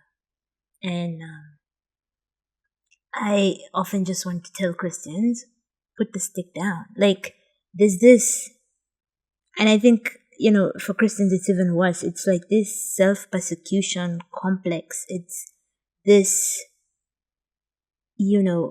clinging to suffering, even where there is no suffering. So, I mean, just listen to this. But one thing that I really didn't want, I kept on praying. I kept on praying to the point of I thought, I actually realized I'm idolizing this marriage. Unaona ile asubuhi, God heal my marriage, in the lunchtime God heal my as in jioni. Yani hiyo tu ndio, hata hakuna kitu kingine naombea, ni hiyo ni My hiyo. marriage. So, like, there's this perpetual desire or need. There's this socialization, and I remember it from when I was a Christian, where you're supposed to constantly be like beating yourself up about something. And I think it comes from the Paul thing where you're supposed to be crucifying your flesh. So there's always this self-flagellation thing going. And in her case, she's beating herself up for constantly going to God about her marriage. Like, I feel like the one thing Christians need to, if you have decided to be a follower of God, whatever God you're following, it has to be a good God, right? It has to be a good God. At the very least, it should be a good God. And what good God would have a problem with you coming to Him when you have a problem? Like, if you have this big problem, right? And you keep bringing it to God, why would you consider that a form of idolatry, a form of idolizing your marriage? Like, why would you think of it that way? You have a problem. It's like my cat, for example, yeah? Say my cat stepped on something and it's like poking their foot. And they come to me, right? And I don't know what it is, because, I'm not like all-knowing and whatever. And then I figure out what it is, right? We're not going to do anything. We're literally not going to do anything until we figure that out. Because it's bothering my cat. And because it's bothering my cat, it's going to bother me. And it won't bother me that it's bothering my cat because it's bothering them. Like, they cannot help that it is a problem in their life that they need help with, right? You have a problem, a big problem that's breaking your heart. That's ruining your life. That's making everything in your life that much harder. That's causing you pain. That's just breaking your heart. And you bring it to God. And you bring it to God multiple times. And you think that because you brought it to God multiple times, He would have a problem with that? That He would consider that idolatry? Like you're putting something above Him? You're not putting anything above Him. You have a problem. You have a problem. You have a problem. And you need help. Help that the way you see it, it can only come from God. So that's who you would go to with this. I feel like a good parent, right? A good parent would want you to do that. And they wouldn't judge you for not prioritizing like your immediate relationship with them. It's like, this is the crisis we have at hand. This is what we need to be fixing. Like if my cat came to me and they had like a splinter on their foot, like I wouldn't be like, oh, you're only coming to me because you have a splinter. Like, dude, what do you mean? Oh, you're only using me. You're only coming to me because you have a splinter. Like, you don't care about me. You don't care about us. Like, we don't talk about nothing else no more. Like, you're not even trying to kiss my face. You're not even trying to lick me. You're not trying to scratch me. Like, you're not even trying to like sit on my lap and like be cute. Like, you're not trying none of that. Like, what? Nobody would say that. Nobody would say that. If you have a problem, I imagine God wants you to come to Him with it. A good God wants you to come to Him with it. And not beat yourself up, calling it a form of idolatry, like you're idolizing your marriage. You're not. You're in trouble. And you're going to the person who is supposed to be a refuge in a time of trouble. I feel like the main problem, like one of the main problems that today's church has, right? I can't speak about other religions, but I can speak about the church because, I was in it and I'm surrounded by people who are in it and, just everywhere in my life, my immediate close circles and even, the periphery. I'm surrounded by it. I think the biggest problem we have, right, is that people do not think of God as a good God. And even when they do, they have this other definition of good that's not the normal definition of good, right? So they think, for example, that, God giving you some kind of disease so He can bring you back is God being good. But Jesus didn't say that. Jesus said, when you pray to God, you say, Our Father, right? Because He's so far removed from you. The way to think of Him is to think of Him as a good parent. And Jesus says, which one of you, if your child asked you for bread, would give them a stone? He said, even the most wicked among you would not do that. So why would you think God would have an issue with? All I'm going to say is, if you're going to worship God, make it a good one. Make them a good one. A God who wants to be there for you when you're in trouble. A God who wants to be your refuge in a time of trouble. Make it the kind of God who is like a good parent.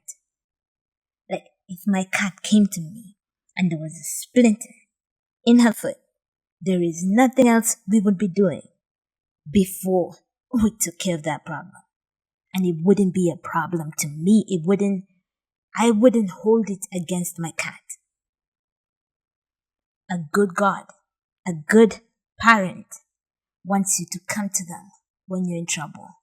They want to know that you trust them to be there for you, to help you.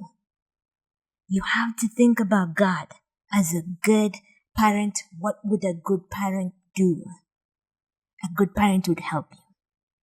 A good parent would never complain that we're talking too much about your failing marriage. They would never do that. They would never do that. If your house is on fire, that's what we're going to talk about. We're not going to talk about anything else. We're not going to talk about the glory days of high school. We're not going to talk about, my birthday that you forgot. If your house is on fire, if you're in trouble, if your life is falling apart, that's what we're going to talk about. And you have to think about God as a good person, as a good parent who wants to help you, who is not like a human being that He should be caught up in petty jealousies about the fact that, oh, now we only talk about your life. Oh, it's all becoming very idolatrous. Like, no. If you're going to worship a God, if you're going to do that, make them a good one. Make them a good one. Think about the best parent you know. And God is better than that. Make your God better than that. Let them be good. Let them be good. Let them be good. If nothing else, if you're going to worship God, let them be good. Believe in your heart that He is good, that He cares for you, that they care for you. He, she, they, it. Make sure they care for you. Otherwise, what's the point? Right? Even your friends would not have a problem with you talking about your failing marriage in the heat of the failing of it. So why would God? And even if your friends, suppose you have friends who would take offense that all we talk about now is your failing marriage, right? Let's say that. Isn't God so much more than human beings? Isn't He much more capable of more love, more kindness, more giving of themselves? Like, isn't God more? Wouldn't a good God want you to go to them, to trust them with like what's going on with, like I don't get it. I don't get it. If I was going to worship a God, I'm telling you right now, God's truth, it'd be a good one. It'd be a good one.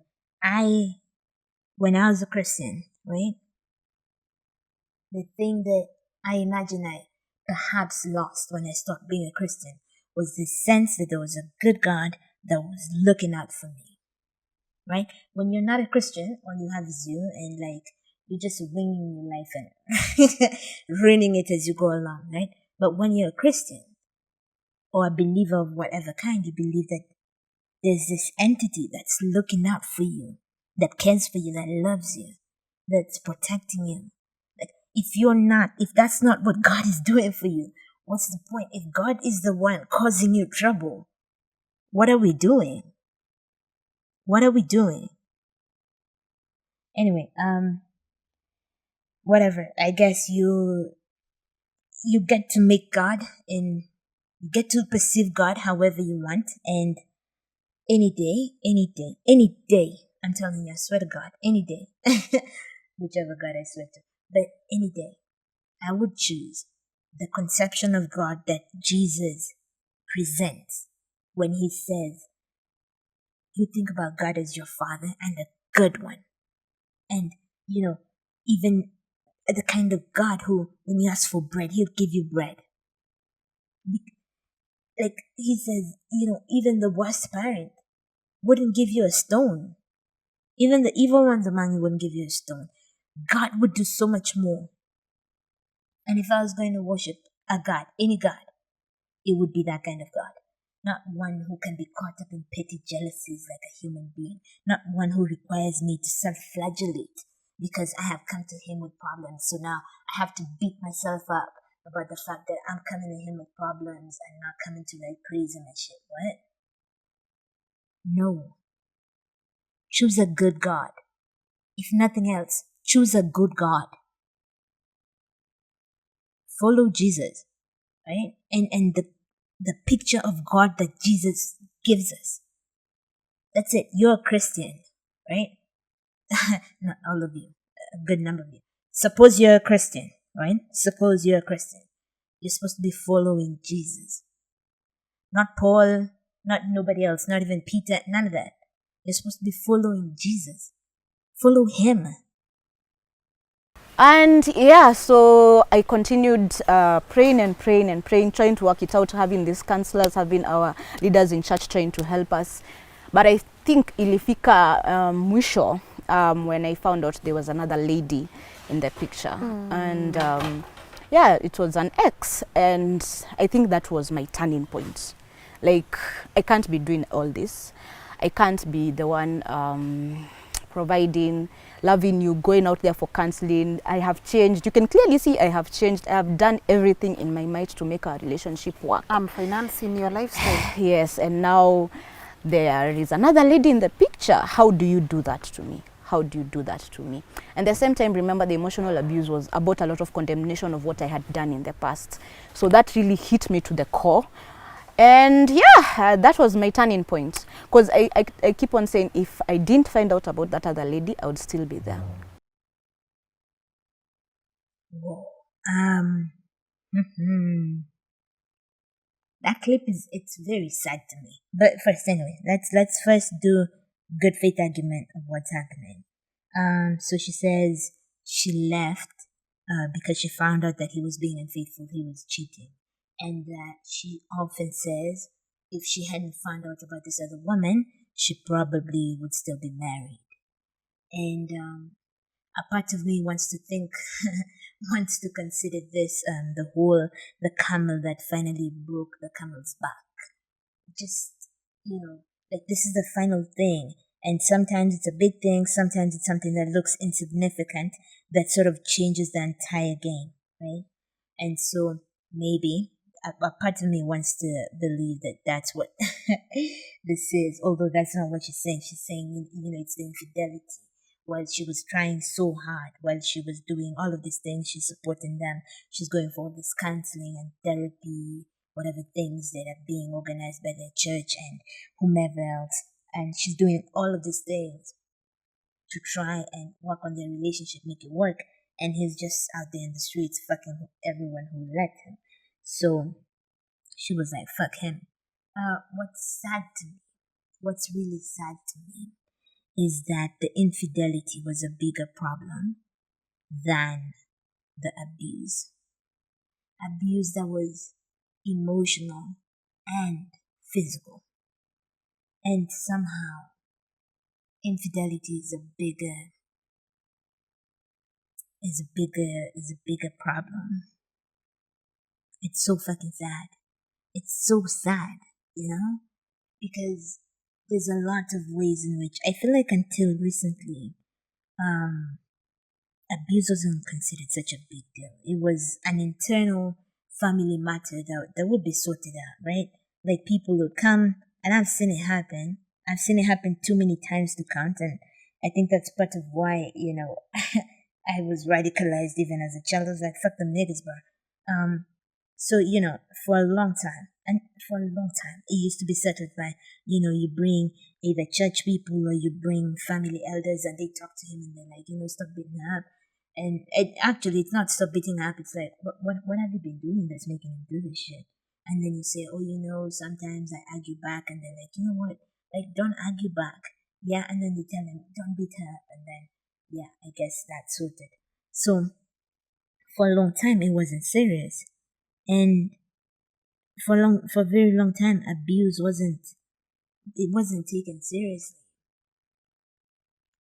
And cheating isn't taken seriously either. So, like, I don't even know what's happening here. I don't know why, the cheating is a bigger offense than the physical abuse. I really don't know. I don't know. I hope it's what is it called? Something straw that straw that broke the camel's back situation. I hope that's what it is. But I don't know. I don't know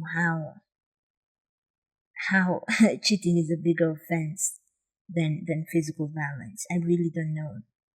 Because to me, the violence would be a bigger offense, a much bigger offense than cheating. It's like, okay, that's okay. Like, you didn't do anything to me. Like, you betrayed my trust, and like you broke whatever loyalty I had in you, whatever promises we made to each other. You broke that, but it's not like you did something directly to me. But like, hitting me, that's a direct violation of my person, right? A very direct violation of my person, and oof, I don't know. I do not know why that was a bigger offense to her. The most sense I can make of it is the whole camel's and straw and back thing, or like there's a part of me that's very afraid that it's because of how religion, according to the Bible, I think the only reason that is given to allow for divorce is infidelity, it's unfaithfulness. In the Bible, it's a woman's unfaithfulness, because I guess a man's unfaithfulness goes without saying, like, that's not an issue. Sorry. That's not an issue, but if a woman is out in the streets like that, stone the bitch. Stone the bitch. So, anyway, I don't know. It's really interesting to me that that's a bigger concern. It's a little like, although I sort of support this, I sort of understand this, the example I'm about to give, I understand that. I don't understand whatever is happening here, but I understand the second example that I'm about to give. It's sort of like how people are more afraid of people, by which I mean young women, young girls, are more afraid of pregnancy than they are of STIs.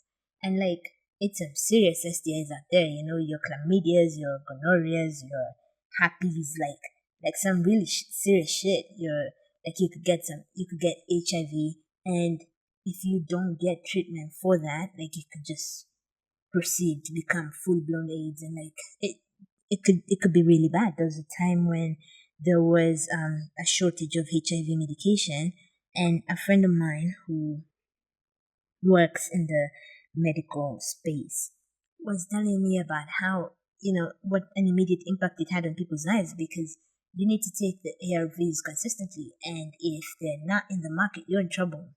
Your immunity could easily just start to fail. So, like, I get it.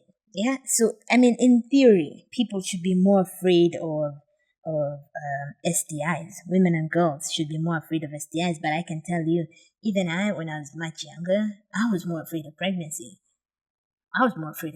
Even now, I think, yeesh, there's few things that are scary to me as being pregnant. Like, what? Shit. Like, that could easily be the worst thing. If I got pregnant, it could easily be the worst thing that's ever happened to me. Like, the worst thing that could happen. Ish, I'm shallow with that shit. Like, God forbid, right? Tufiakwa, is that what you're supposed to say? Yeah. Like, So, like, I don't get it.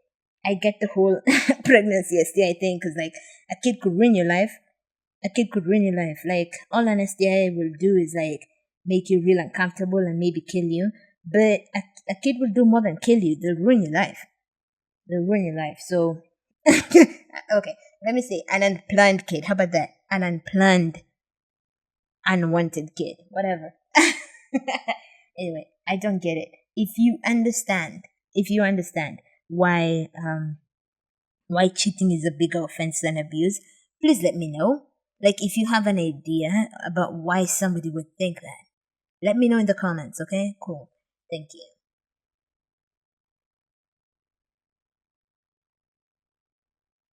Can I ask you something? Yeah. Did that part of Mumevalishana Pete, you said I do, did it make you think that he will never step out of marriage? Yes. No, actually, he has always been a saint to everyone. I've always been the bad one. And I wouldn't lie, me, nimekuwa rogue, but he knew how to hide whatever he was doing very well compared to me. So I don't think I ever thought of cheating part. Even when we got married, we were happy. We were, at least I thought so. And I thought that doing it this way would be different. And right now I'm realizing having a wedding is not a solution for the issues that you have in life. In marriages specifically, it is not. June, say that again. Please say that again. Yes, having a wedding is not a solution for the issues you have in your marriage.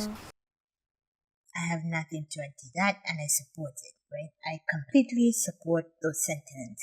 What I would like to talk about is how she says everyone thought he was a saint and she was the bad one, right? And like, she admits that she'd gone rogue quite a bit in the marriage and the relationship, but nobody thought anything about his behavior. Like, he was good at hiding it, which means he was good at pretending, all of that, right?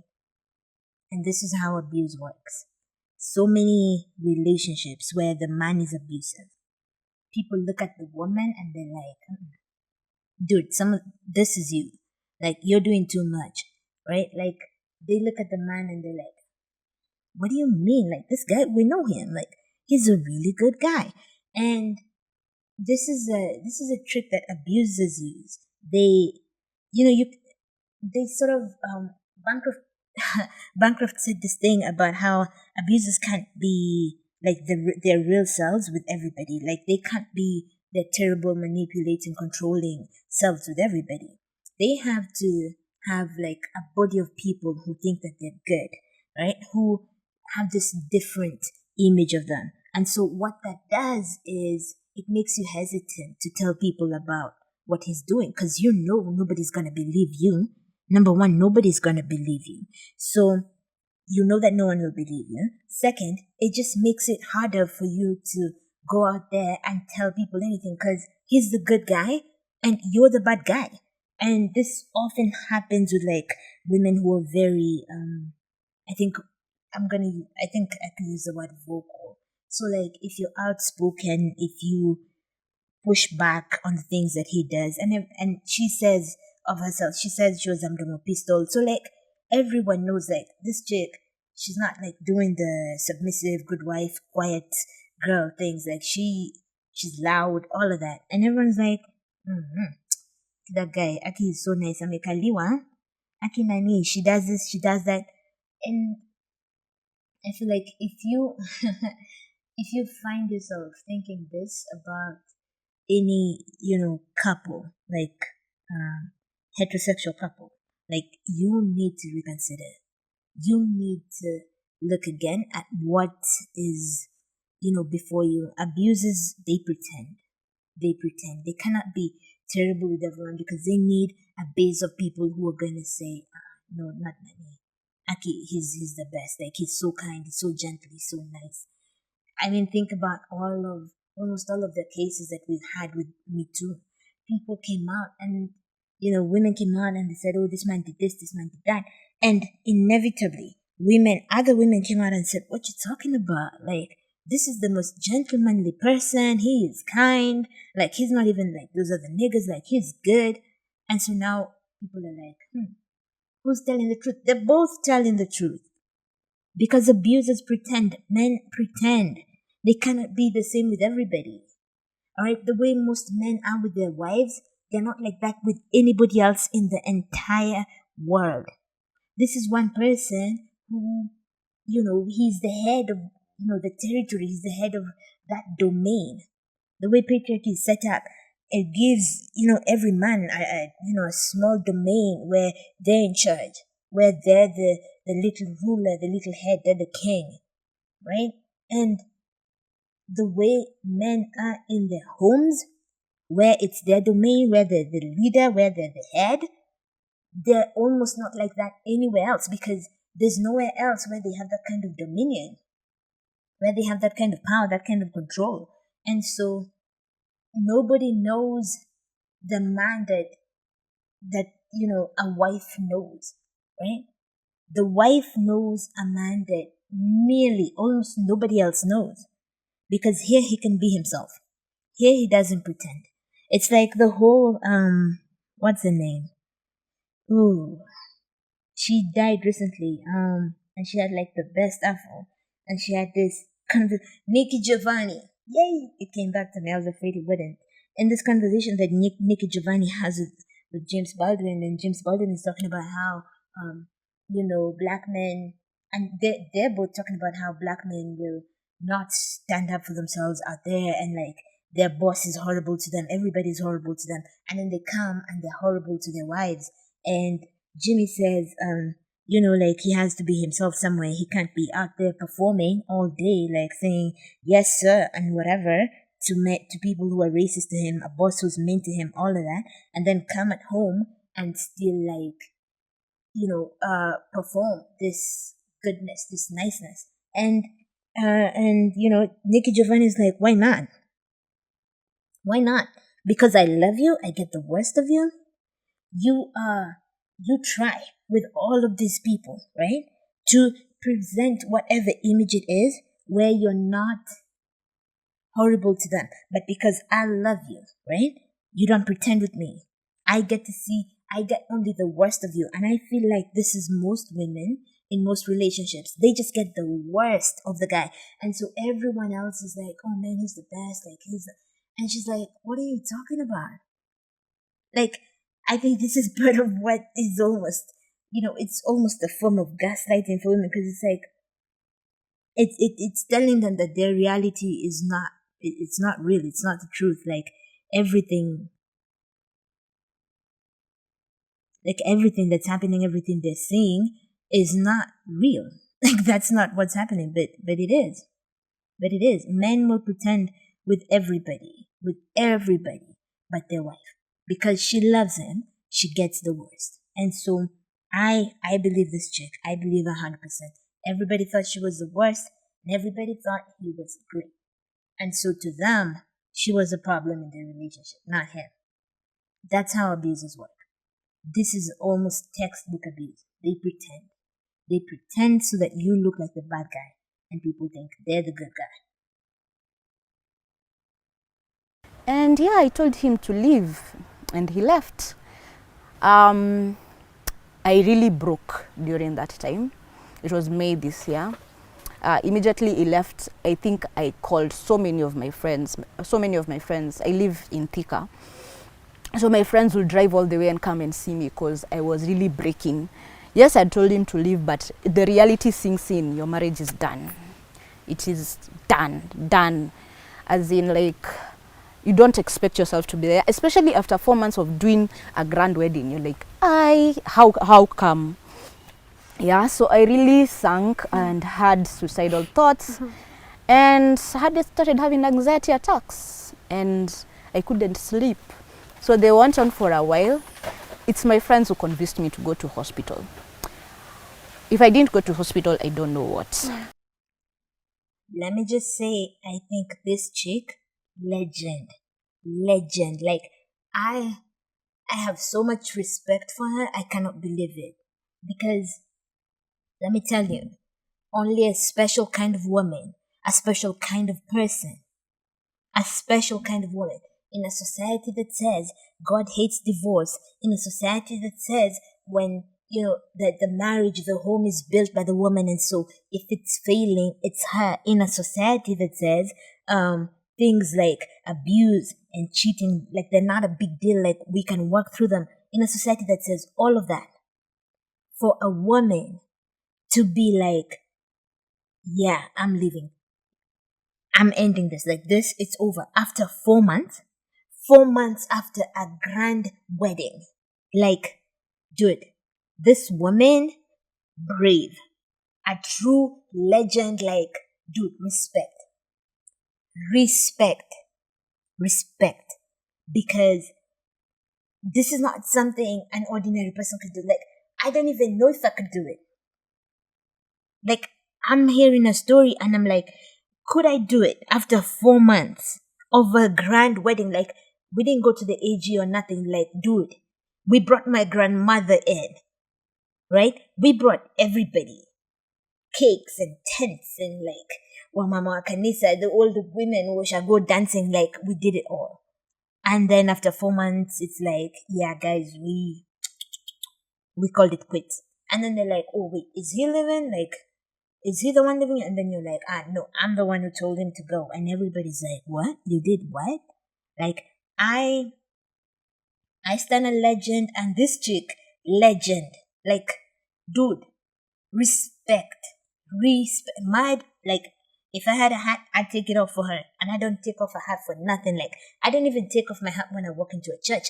I don't even take off my hat when people are praying. This one time, we were at this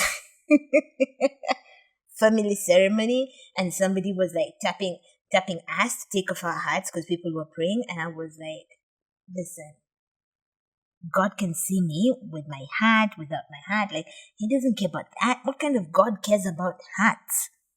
Anyway, that's not the point.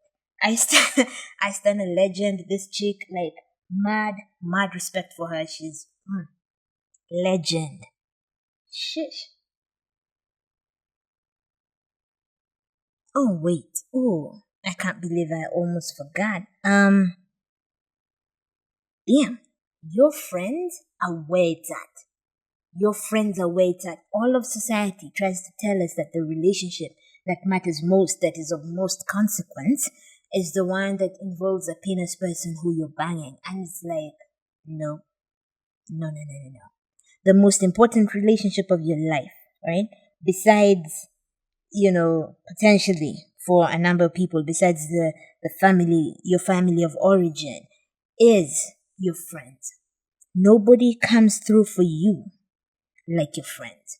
There's almost, like this could be like the most rewarding, right, relationship of your life. And I don't mean just in terms of coming through for each other like that, but even just like emotionally uplifting and like, how when you think about certain things, like it suffuses your chest with warmth and happiness. Like, this is friends. This is friends. And all of society tries to lie to us. And as women, and it's like, oh, you need to prioritize men. And there's no more important relationship than this. And you ain't shit if you don't have a man. Like, it never ends. And then things go to hell, and your friends are who's there, and your man is the one who is in the streets chasing after some ass when you're busy, like going to counseling, trying to save your marriage. This man that you have been taught to prioritize is the one who's beating you up in front of your kid and in front of your mother. Like, women need to unlearn this. Women need to unlearn this. The love that comes from men is not special, right? Love is special in itself. It's just special in itself. Whatever love you're lucky to have in your life, it's special because it's love, right? It's not about who it's coming from in the sense of, the way society teaches us to prioritize romantic love. Love is just love.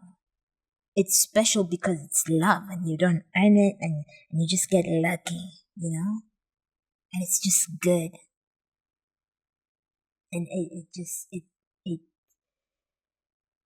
it fills your life with joy and meaning. And this life can be hellish. It can be hellish, and love changes that.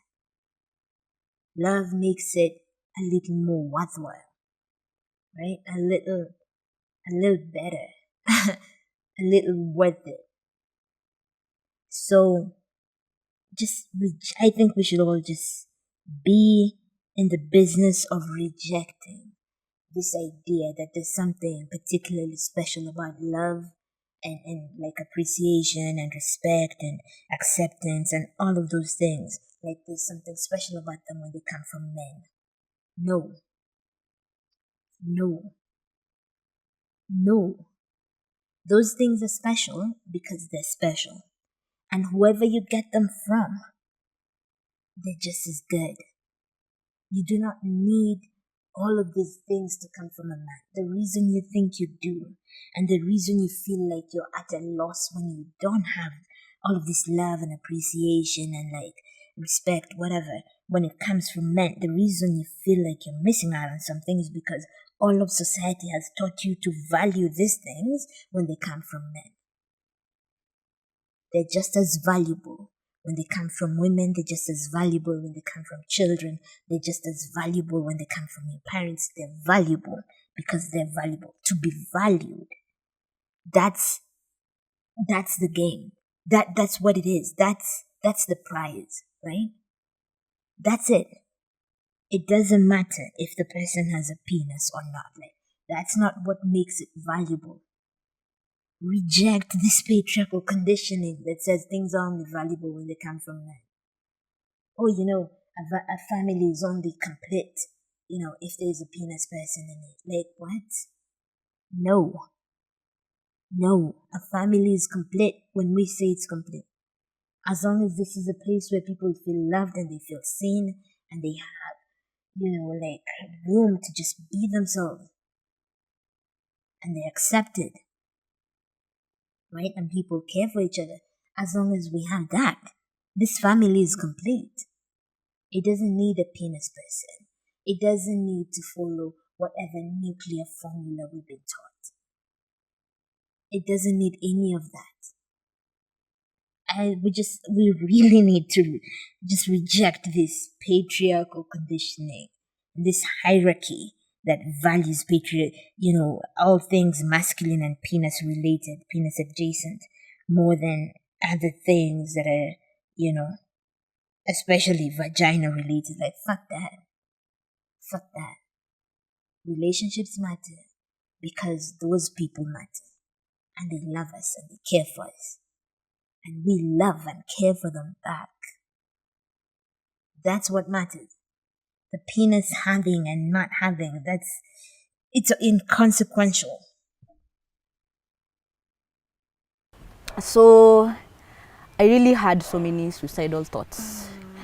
And this dated back to, as we were speaking to the therapist, even this dated back to when I was a child. When you're unwanted as a child, you'd think that hii nyumba nimezaliwa sifai kuwa kwa hii nyumba and all that.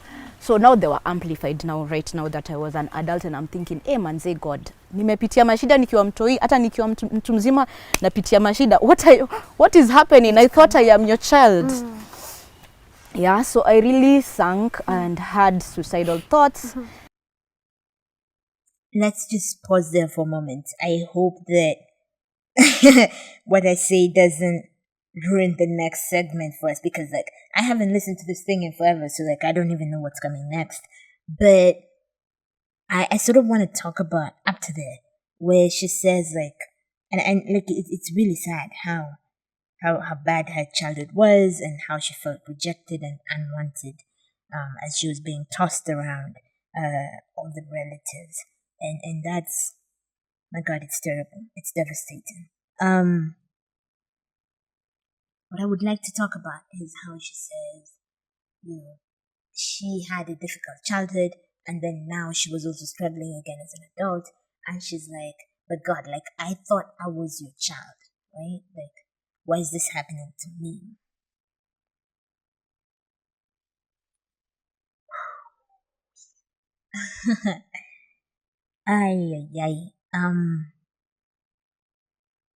It's very sad for me when Christians talk like this.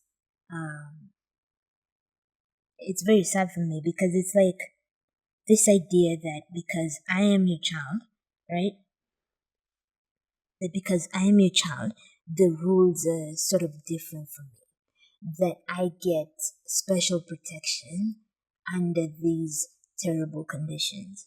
And I feel like this is why a lot of Christians do not feel the need to be part of collective struggle, because, they're under God's protection. They have different rules. It's like when who was it who was invading somewhere? Oh, okay. I am really forgetting my Bible.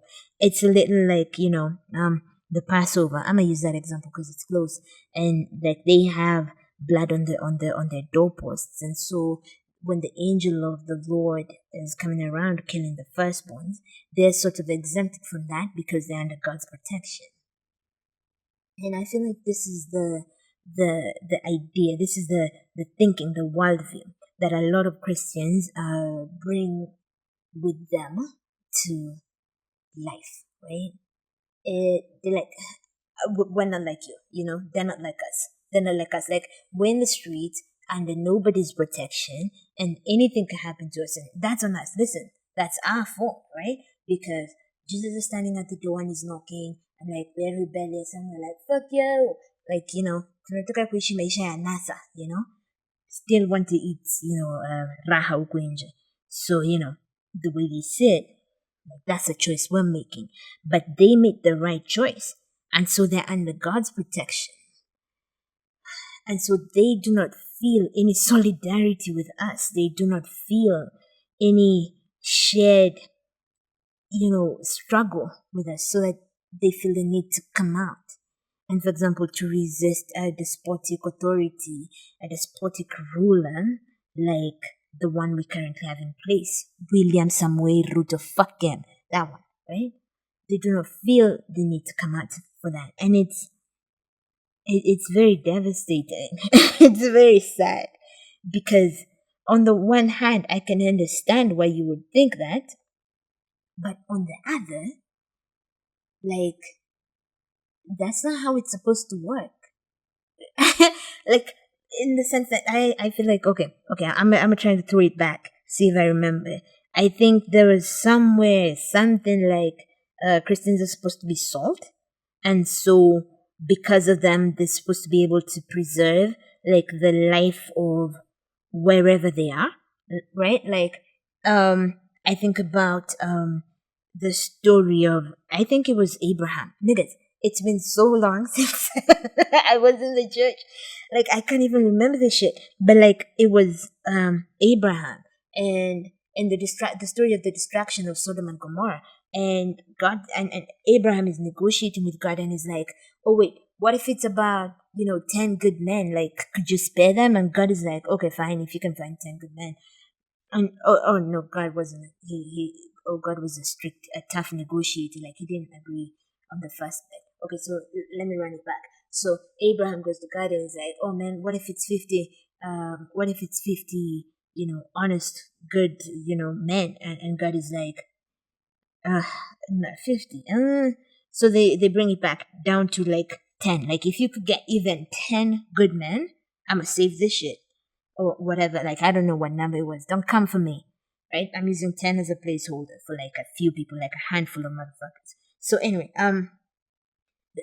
God says to Abraham, okay, fine.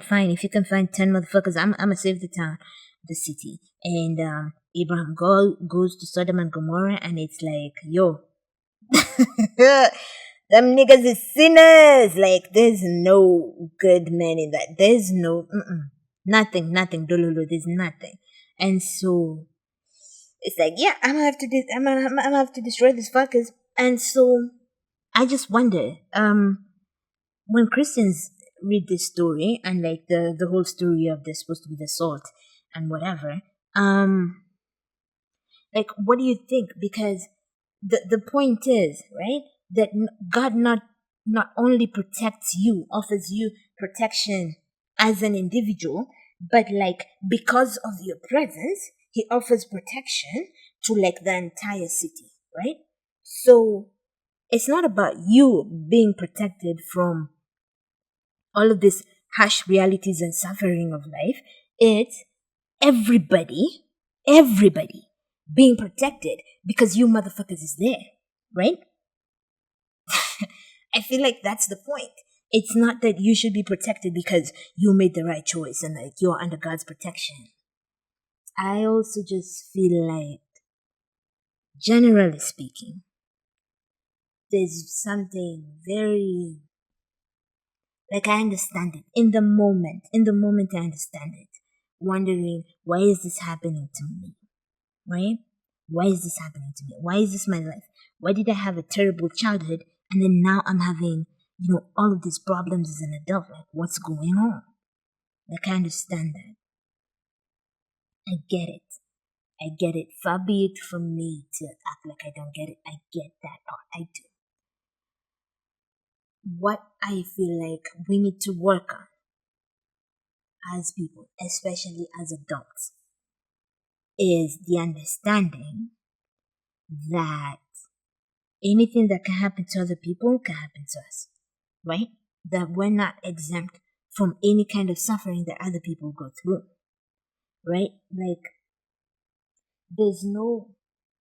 because of that, there's no reason to wonder why this is happening to you, because who should it happen to, right? Who then should it happen to? And I know that it's easy to talk like this when you're on the outside, looking in, like when it's not your life. I get it and I agree. But I feel like we need to cultivate that understanding that we're just ordinary motherfuckers. That anything that's happening to other niggas can happen to us. That we're not special. Not even a little bit. You know, the thing about Christianity and maybe religion in general, and not even religion, I think just the way that we're socialized, the way that we're raised, is to view ourselves as special, right?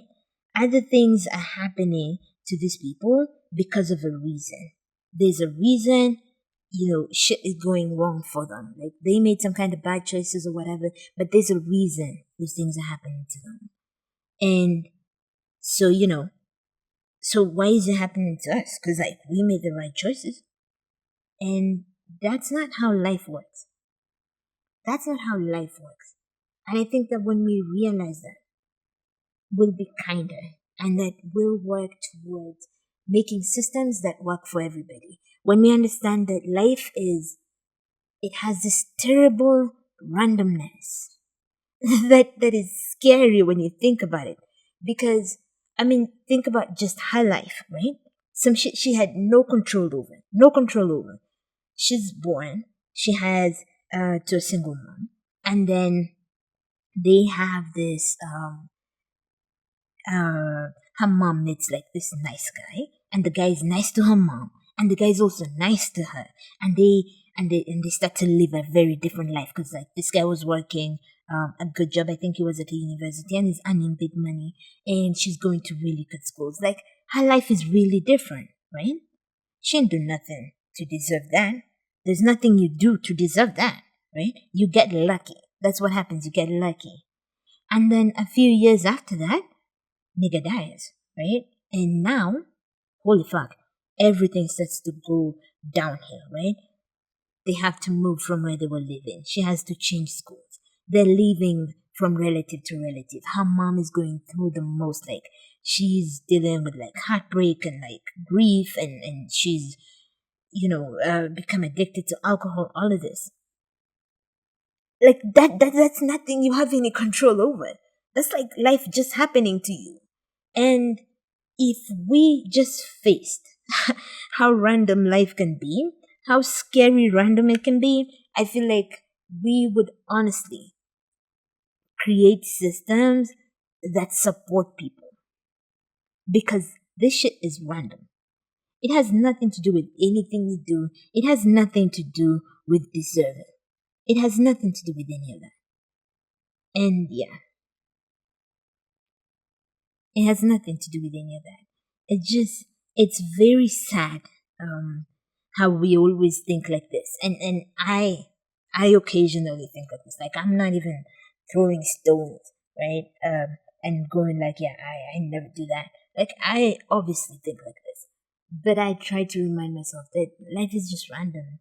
It has nothing to do, it has very little to do with the choices that you make. Like, you try, we try, but this shit is random. It's really random. The role that luck plays is not insignificant. It's not insignificant. Some people, the only reason you've never been in an abusive relationship, the only reason you don't have any of these scary stories about, like being violated by men, the only reason you don't have those stories is because you were lucky enough to never come into contact with any of them.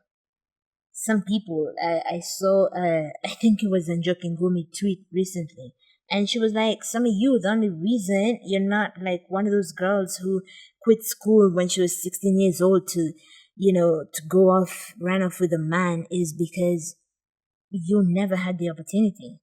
Nobody presented themselves to, abuse you and groom you. Like you just got lucky. You never got in the orbit of these abusive men. You just got lucky, right? If they had set their sights on you and decided it was you, if you had been unfortunate enough to find yourself in the same orbit as one, and they decided to focus on you, who knows where you'd be. So anyway, I'm gonna read this Ursula quote that I read everywhere. I swear to God, I'm starting to feel like I read it in every in every video, and it's about deserving and how we need to stop thinking about life in those terms, in terms of deserving. All right. I'm gonna read it and then we can keep it moving and go past this. Why is this happening to me? And all of that. Okay, cool. The quote is from The Dispossessed, An Ambiguous Utopia. For we, each of us, deserve everything, every luxury that was ever piled in the tombs of the dead kings, and we, each of us, deserve nothing, not a mouthful of bread in hunger. Have we not eaten while another starved? Will you punish us for that? Will you reward us for the virtue of starving while others eat? No man earns punishment, no man earns reward. Free your mind of the idea of deserving, the idea of earning, and you will begin to be able to think. And you will begin to be able to think. Free your mind of the idea of deserving, the idea of earning, and you will begin to be able to think. Aslakele Guinn from The Dispossessed, An Ambiguous Utopia. Utopia. Why do I sound like this? Anyway, okay, cool. That's it. Let's keep going and see. Hopefully I didn't put my foot in my mouth. See, God hates divorce. God hates divorce. Exactly. But he hates divorce, but he loves the divorcee. There we go. Yes. He loves the divorcee. Yes. Yeah. And somehow divorce is allowed based on this. There's so much sin in this world right now, and that is why we find ourselves going the divorce way. Yeah. Not like the Western world, but as in even in, and we hide a lot in so much of here God hates divorce. And that is where you find people killing themselves, like. And the number of cases on our TV we are seeing of people dying because of toxicity in marriages, it is just alarming. It is just alarming. And if you just walk out, as in, God bado anakupenda manzi. God bado anakupenda. Yes, we have the divorce part, but bado anakupenda. Good. Wait. There's so much to unpack there. There's so much to unpack there. I'm gonna have to run it back and pause at as we go because dude, I think there's so much to unpack here. Okay, I'm running it back. See, God hates divorce. God hates divorce. Exactly. But he hates divorce, but he loves the divorcee. There we go. Yes. He loves the divorcee. Yes. Yeah. And somehow divorce is allowed based on this. There's so much sin in this world right now. And Okay. So God hates divorce. But he loves the divorcee. Okay. Even when I was a Christian, when I wasn't saying, some crazy shit about God, when people said God hates divorce, I'd ask, why? Why do you think God hates divorce? Why do you think he would hate divorce? If God, once again, let me just set the scene. If God is good, right? And here we're talking good in the Jesus way of being good, like a good parent who loves and cares for you and will provide for you like a good parent, right? So, God is a good parent. In this scenario that I'm setting up, right? The way Jesus said it, I'm not pulling this shit out my ass, the way Jesus said it, right? So, God is a good parent. And then this good parent hates divorce. Why would a good parent hate divorce? If you ask me, I'd say a good parent hates divorce because it hurts his children. It hurts their children. It hurts her children. That's why a good parent would hate divorce. That's exactly why. It's not because of some arbitrary rule I just hate this shit. No. To the extent that God hates it, right? To the extent that he really does hate it, it's because it hurts his kids. Her kids, their kids. I grew up in patriarchal church. I can't help it. God is his in my head. Anyway, to the extent that he hates it. That's why a good parent would hate it, because it hurts their kids. That's why. Look at her, right? Her life was in shambles after the divorce. She was suicidal. She had to go for therapy, right? Her friends were concerned for her safety, for her well-being. They wanted her to go to therapy, get help, because she was suicidal. Any parent, any good parent would be hurt by that. Any good parent would be bothered by that. Any good parent would not want that to happen to their child. Any good parent. Any in the world. Any. And that's why they would hate divorce. Not because of just some abstract, like, oh, I hate white walls. And even if you said you hate white walls, like, there'd be a reason, right? Like, they easily get dirty. Like, there's a reason. Every time people say God hates divorce, they should be forced to say why. Because it can't just be arbitrary shit like, oh, I have these rules and I want them followed. Why do you want the rules followed? There has to be a reason. I mean, think about something like do not steal. Like, that's a good rule, because when you steal from somebody, you're taking something that belongs to them. You're going to hurt them. You're depriving them of something that's theirs. You're going to end up hurting them. When God says do not lie, it's because when you lie, you're denying somebody the truth, and they could go out there and act on this lie and get hurt. Like, there's, very material consequences to lying to someone. There's material consequences to stealing from someone. Things that hurt them. Like, it's not just arbitrary rules. Like, I just made this up and, like, I need everybody to follow it. Like, no. No, good parents are not like that. Good parents always explain to children why. Like, I do not want you to play with this hot sufuria because it will burn you. It will hurt you.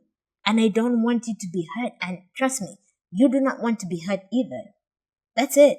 It's not, in this house, I make the rules and I say, you're not allowed to touch that. Like, how's that supposed to help a kid?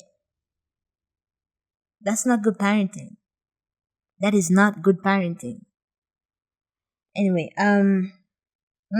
so apparently God hates divorce and he loves the divorcee. I hate that. I hate that statement so much.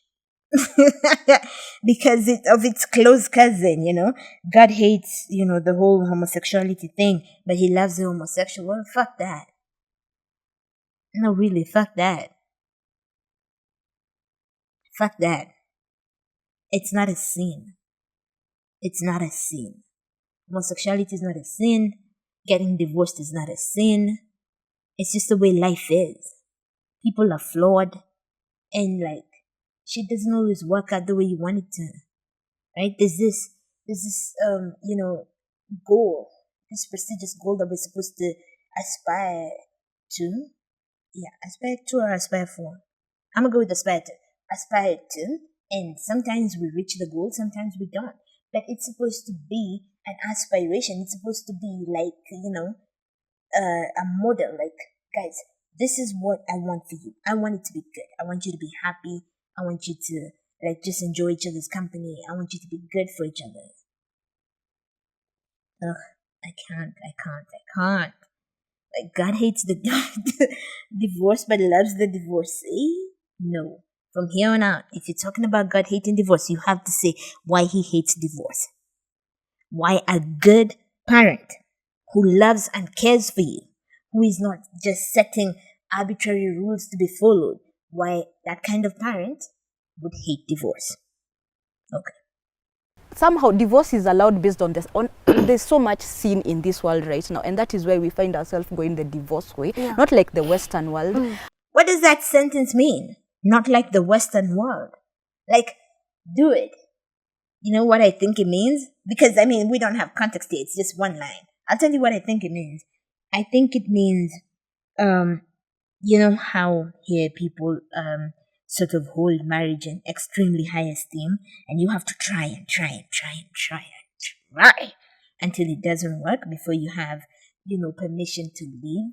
And then we don't get that sense in the Western world. In the Western world, we have Kim Kardashian married for 72 hours, and we have all of these people married for a month, married for 2 months. And I think that's absolutely wonderful. I think it's fabulous. I think it's I think it's almost revolutionary when we have a society finally where women can live, right? And can live easily.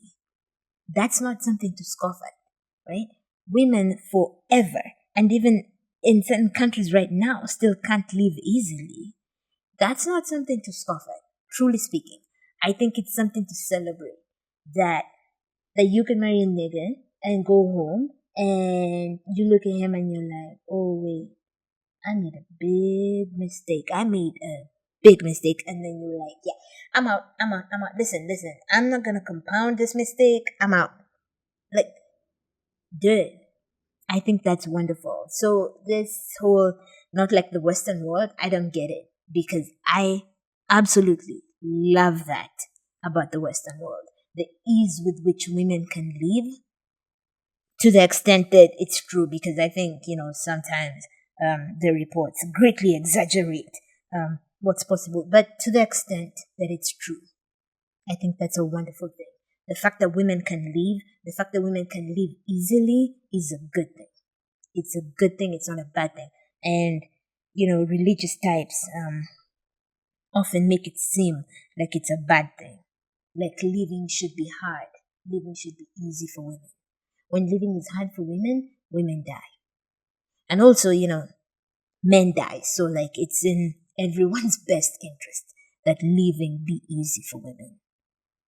This is part of women's liberation. This is what freedom means. You should be able to come and go as you please. The Bible, or at least one foundational principle for Christians, is that we have free will. What do I mean? We, like I ain't even a Christian. That people have free will. Oh yeah, I meant we as in people. I'm sorry. One foundational principle for Christians is that God gave people free will, and you get to follow Him if you want, right? And the day that you don't want to, you can just say, you know what, fuck off, nigga, like I'm gonna go to hell. Nimeamua pursue maisha ya nasa. Like you could do that. You could do that, and I don't understand why choosing God is up to us. Like whenever you want, you can say yes, you can say no, like whatever. But when it comes to marriage, it's like nah. You made a promise. You said to do that, do a spot. So like that's it. Like what are you talking about? I can live anytime. If I have free will with God, what's a nigga? Like what's a nigga? No, really, what's a nigga? Are we suggesting that this pact that I have with this motherfucker is like stronger than the pact that I have with God? Because you could live God anytime you want.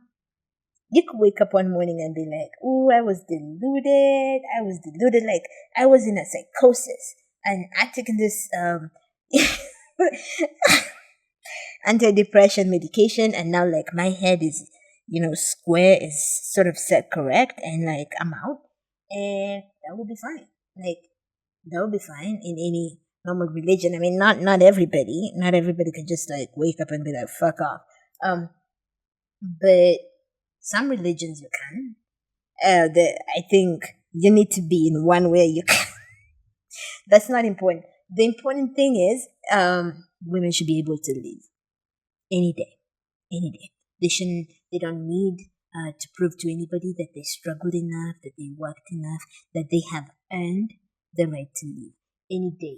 Any day a woman wants to live, she should be able to live. You should be able to turn around, I always say, look at a nigga like this in the morning and be like, yeah, I do not want to do this anymore. Bye-bye. And that's it. No counseling, no therapy, no prayer, no reading, marriage books, none of that. Not even a conversation. Like, you could tell him, like, out of just respect for the relationship and the fact that, like, y'all have been together for a while, and just be like, yeah, I am not feeling this shit no more. And if it's an abusive person, you don't tell him. You just leave. You really just leave. And you tell him once you're in a safe place. If you must. Because, like, you could also just be like, fuck this nigga. Anywho, that's it. Women should be able to leave anytime. That is foundational when it comes to women's liberation. Foundational. But as in, and we hide a lot in so much of here God hates divorce. And that is where you find people killing themselves. Like, the number of cases on our TV we are seeing of people dying because of toxicity in marriages, it is just alarming. It is just alarming. And if you just walk out, as in, God bado anakupenda manzi. God bado anakupenda. Yeah. Okay. I do not know what people mean by toxicity in marriage. It is too ambiguous a term. So I would say that when people die in relationships, right, they don't die because the relationships are toxic. They die because the relationships are abusive, right? It is the abuse that leads to death. Because here she's talking about people getting killed or killing themselves. That is often about abuse. And I do not like these synonyms that we use and these other, just softening words that we use in place of abuse, because they, I guess, obscure what we're really talking about, and they minimize the severity of what we're talking about. We're talking about abuse. We're not talking about relationships that have issues and I guess toxic or whatever that catch-all term is supposed to mean. We're talking about abuse. We are talking about abuse. And I mean, it's sad. The extent to which we don't understand how injurious, I guess, and deleterious. Why am I talking like this? Like how much abuse fucks with somebody, right? Because you can't just easily say like people should leave, like God still loves them. Abuse fucks with your head, and all of society has sort of set you up to be the kind of person who stays in an abusive relationship, because all of society is it's very abusive. Consider the relationship we're in with the president and the entire ruling class. It's fucking abusive. It's proper abusive. It's textbook abusive. Like, the nigga just does whatever he wants, right? And we have to fall in line, and when we don't fall in line, he uses force and control and intimidation and like murders people, right?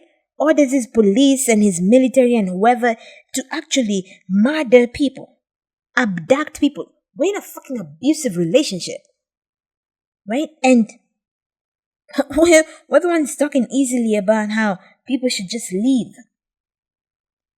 We should be the first people to know how difficult it is to leave abusers, right? Because when in an abusive relationship with this fucker, I mean, bosses, right? Bosses and workers.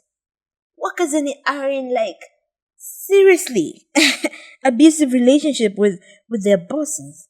For the most part, most people are in just like seriously abusive relationships. The boss has all the control, all the power. They make all the rules. You fall in line, and like there's always this threat of consequences if you don't do what they want, right? Like you could lose your job, and losing your job basically means almost dying in a society in which you need money in order to live. If you had a relationship with someone and they had that level of power, and you had this incentive to do everything they wanted, no questions asked, people would call that abusive. People would call that abusive. If they had this power over you and they were controlling you through fear and intimidation and threats, people would call that abusive. So I feel like as a society, we need to like check ourselves a little bit when we're like, oh yeah, they should just leave. Like they should just stand up to him. Like, why you letting them do that? It's like 40 million Kenyans.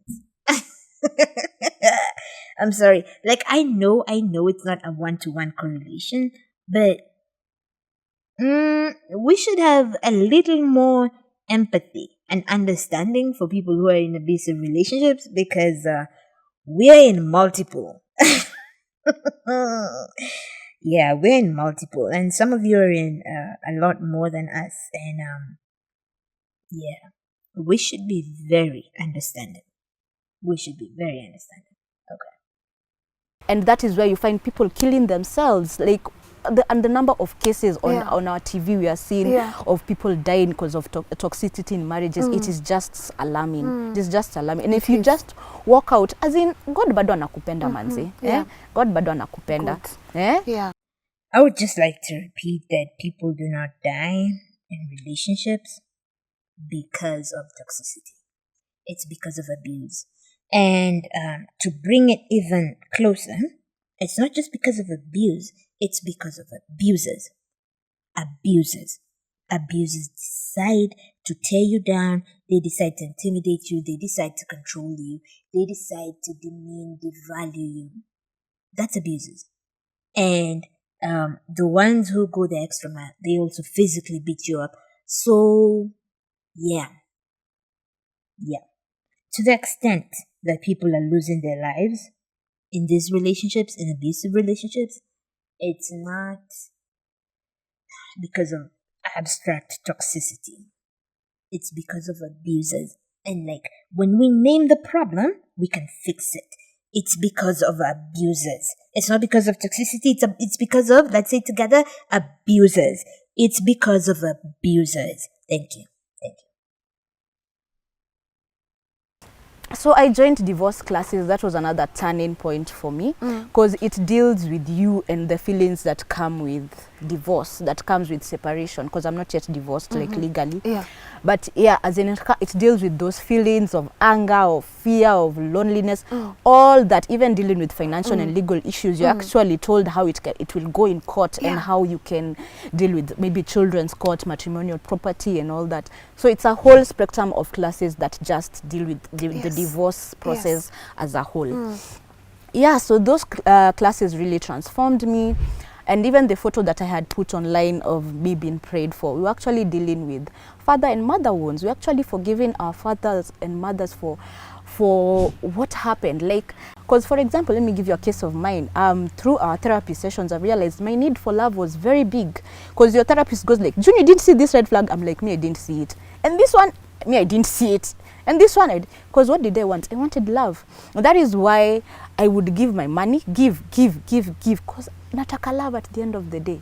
And nitatafuta do, wewe fanya kenye tu utafanya, mimi nitatafuta do nitakupatia. Bora unipende. Bora tu nipende. Were you looking for, sorry to ask, but were you looking for the father figure in this man? Yes, I was.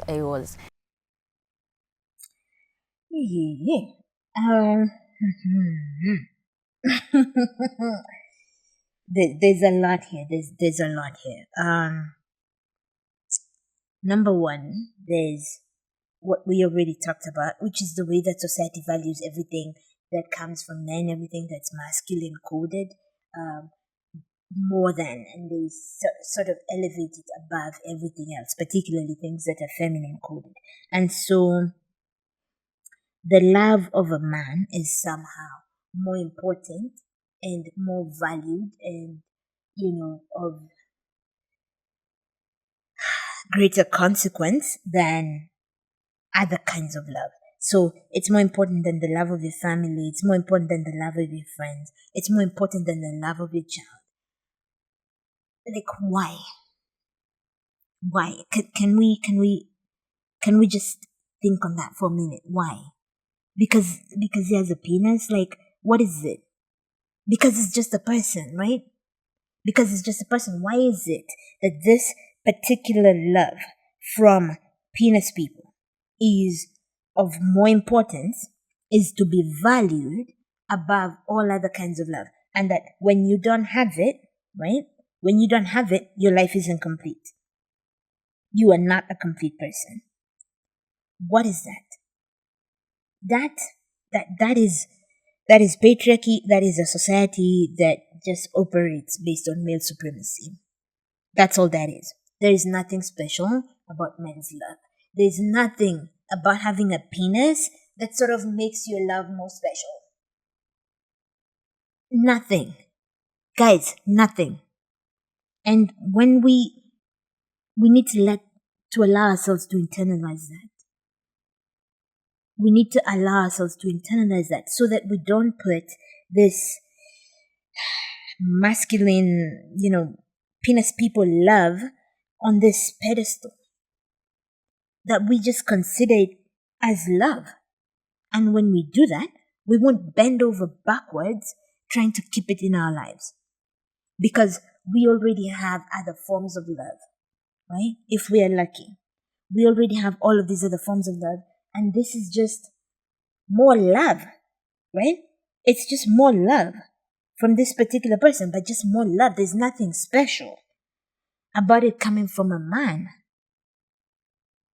It's just love. Like this, all of this other love that we have from all of these other different people. It's just love. She was doing all of this, right? Putting up with all kinds of nonsense, all kinds of abuse, because she really wanted that love from him. And Sophia talks about wanting that validation from him. Sophia from Sophia and Bumpy. I did part. That was the first part I did for this series. How we talk about abuse. Sophia talks about wanting male validation and like needing it. This all of this is just patriarchy and male supremacy. There's no reason to value that love above the love that we get from other people, particularly, and in this case, from women, right? Because the love that's being devalued here, the validation that's being devalued here, is the one that comes from women, right? You want validation and love from a man. So the man can be your father, and the man can be your boyfriend, like your sexual partner person.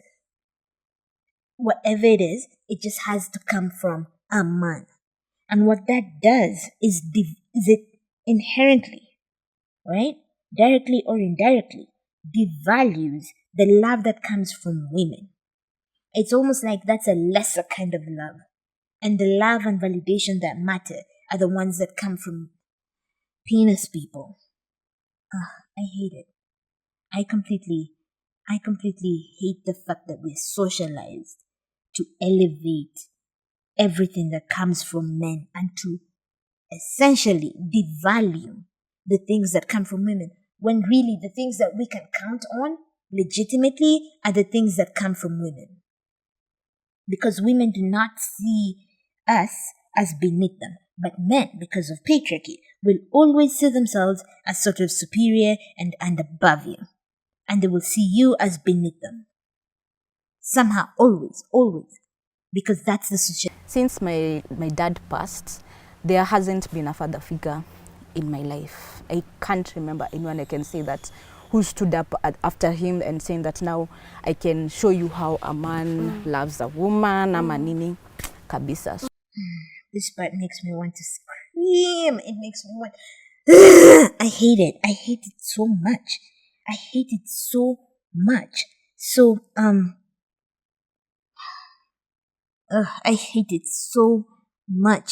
So, I hate it. It's repulsive to me. So, it's legit repulsive to me. This idea that, and it's said all the time in society, women are looking for their fathers.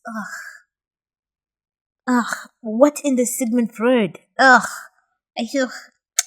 my God. No. Can you stop framing it like that? Women are not looking for their fathers. Right? I would even take they're looking for like validation and love from men. Like I would take that. But like looking for their father? Oh my God. Like, oh my God. It's, Can we stop that? Oh my God. Fuck.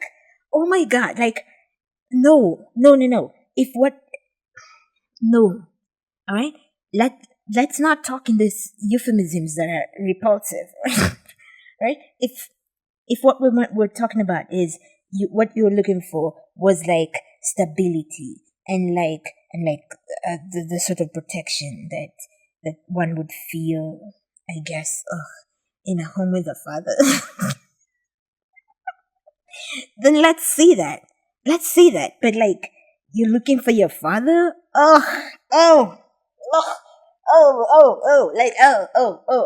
I'm feeling sick. Like it's repulsive. What? No.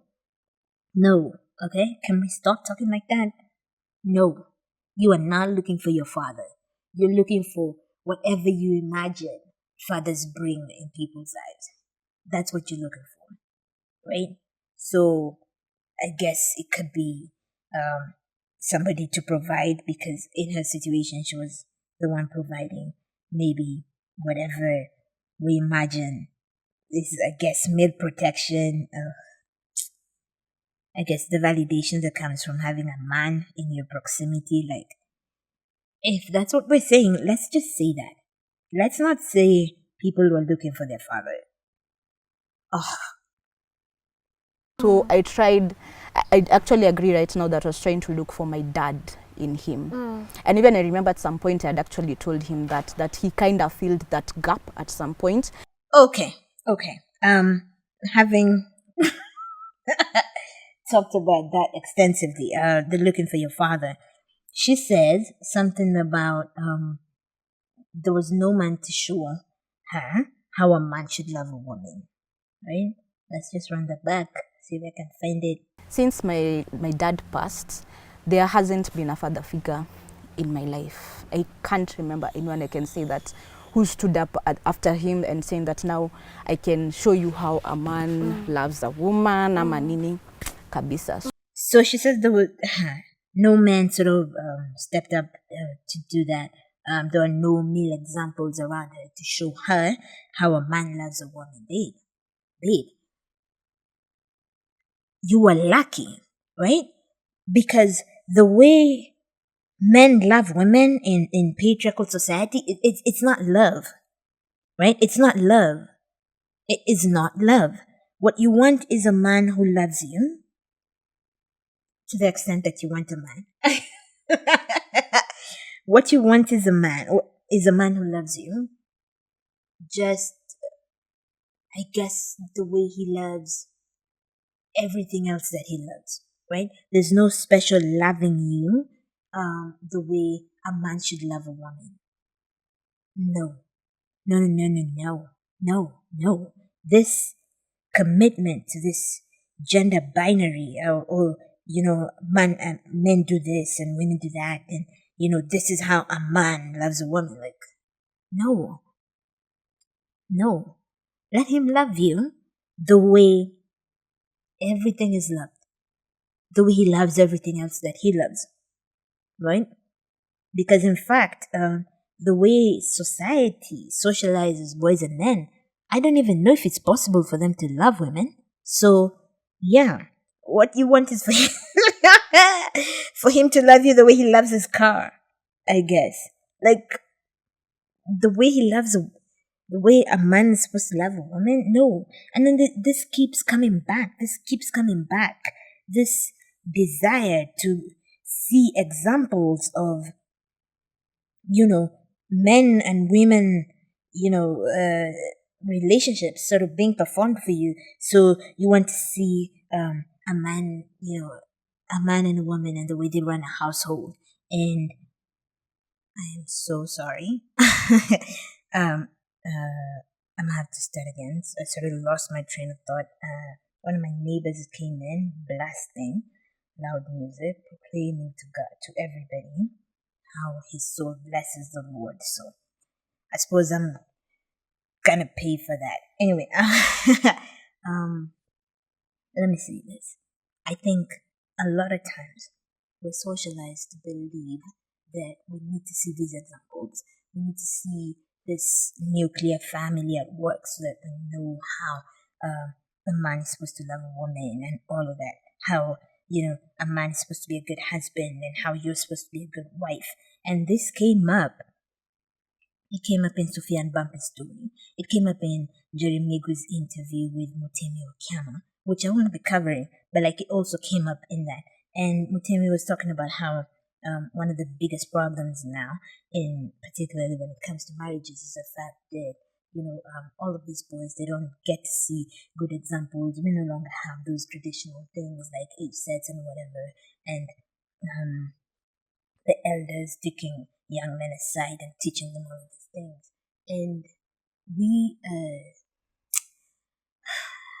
this is gonna sound bad, but I think we're really delusional in so many ways. What those age sets and age group, whatever, the example that men continue to set for younger men everywhere is how to just control, abuse, manipulate, and like just be the man, right? They continue to show them how to reign in their patriarchal thrones, right? How to take their position as the heads and the rulers and the leaders, all of this. That's the primary thing that men do. And so all of this talking about how people need to see all of these examples. The problem is that people are seeing the examples. It's not the fact that they're not. The problem is that they are seeing the examples everywhere. People are seeing the examples. This marriage, right? This marriage of theirs, none of them saw like direct examples of how to love a woman and how to, live together as husband and wife. They didn't see them from their own families, but they got them. Society taught them. It showed them. It showed them examples. It showed them examples for sure. And they replicated those examples, right?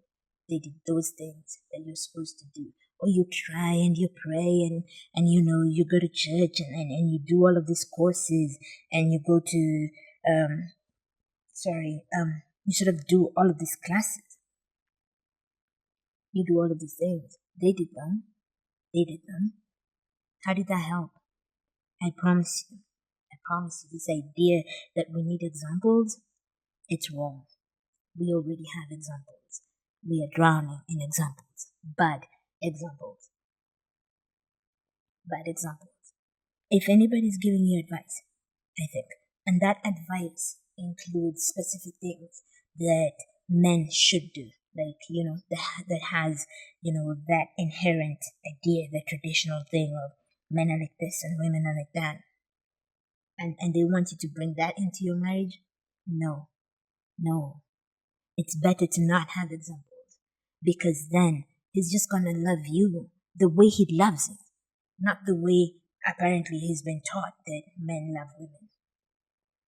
And you're going to love him, you're going to receive that love just the way people receive love, the way you receive love from your friends, right?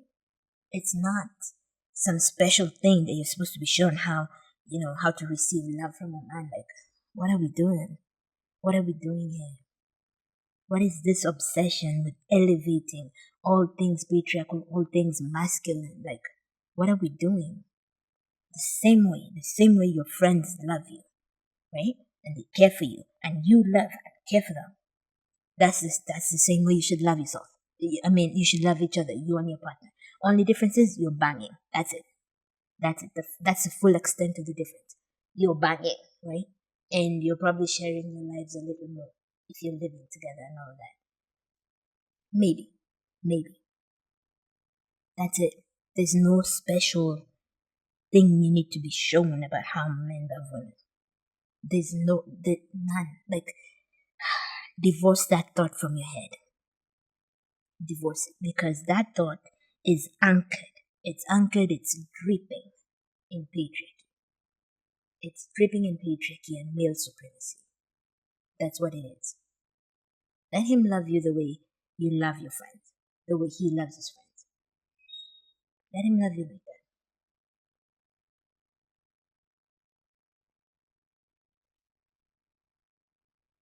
And even I remember at some point I had actually told him that he kind of filled that gap at some point. But again, I needed to deal with it by myself instead of having him fill that gap. June, it's the owning up for me.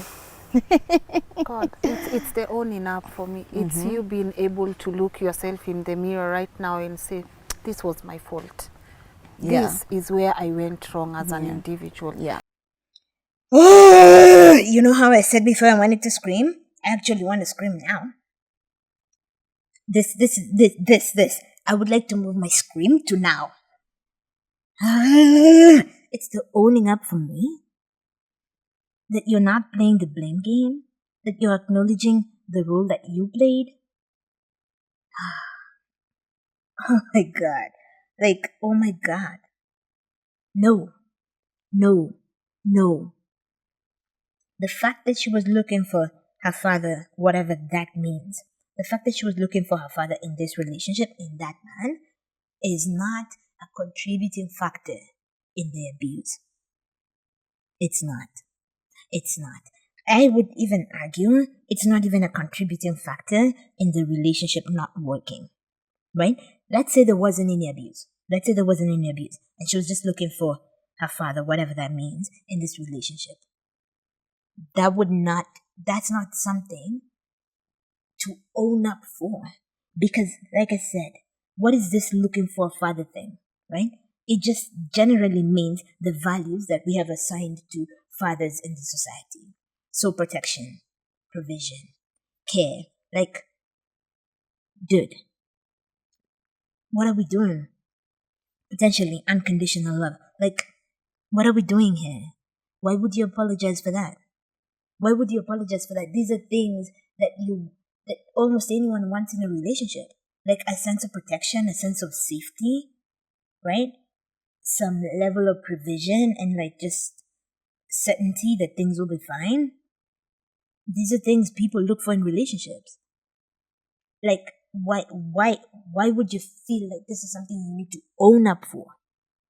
But let me tell you what pisses me off, what gets my blood motherfucking boiling, right? The idea that this was the role that she played in the nonsense that was her marriage. Like, dude, no. Once there is abuse in a relationship, there is no shared responsibility. There's no sense that, oh yeah, this is like what I did, and then this is what he did, and then we ended up in an abusive relationship. No. That is not how abuse works. When there is abuse in a relationship, it is one motherfucker's fault. Alright?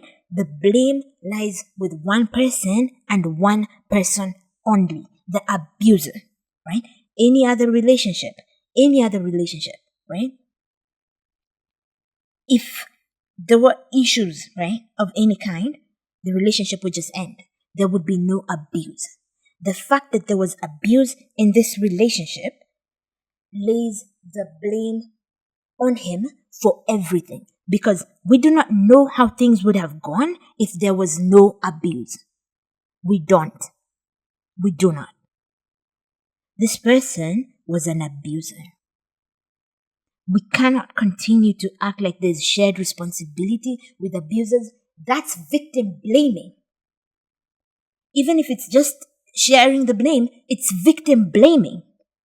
As long as we're blaming victims for the actions of abusers, we will never end violence against women. We won't. Until we can identify the true problem, we can't solve it. Only the abuser chooses to abuse. Only the abuser chooses to abuse. This relationship could have went any number of ways, but he chose abuse. He did that. Once abuse enters the picture, there's no more shared responsibility. Can we fucking say it together? There's no more shared responsibility. That is victim blaming. Acting like she had a role to play in it, that is victim blaming. Stop it. Fucking stop it. Once abuse enters the picture, all fault, all responsibility lies with the abuser. All of it. All of it, and I mean all of it. We need to stop with this bullshit of it takes two. No. Not when it comes to abuse. Can we stop that? Not when it comes to abuse. Ugh. You are not even doing the blame game here. No. Wow. No. Wow. Yeah. That's no, for me, like that's beautiful. Abused women and all other types of abused people, including children, have no contribution to what happened. they have no contribution to what happened. Only one person chose to make it an abusive relationship, and that is the abuser.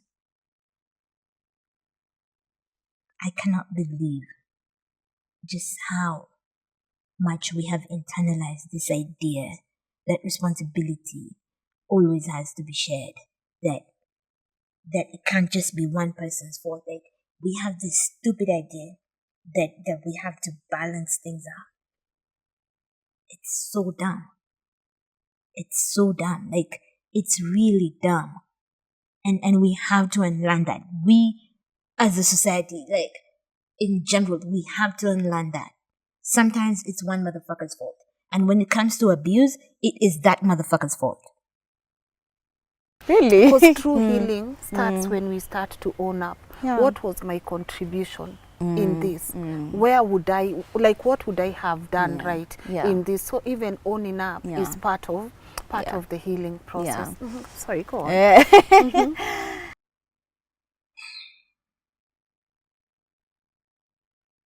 What could she have done differently?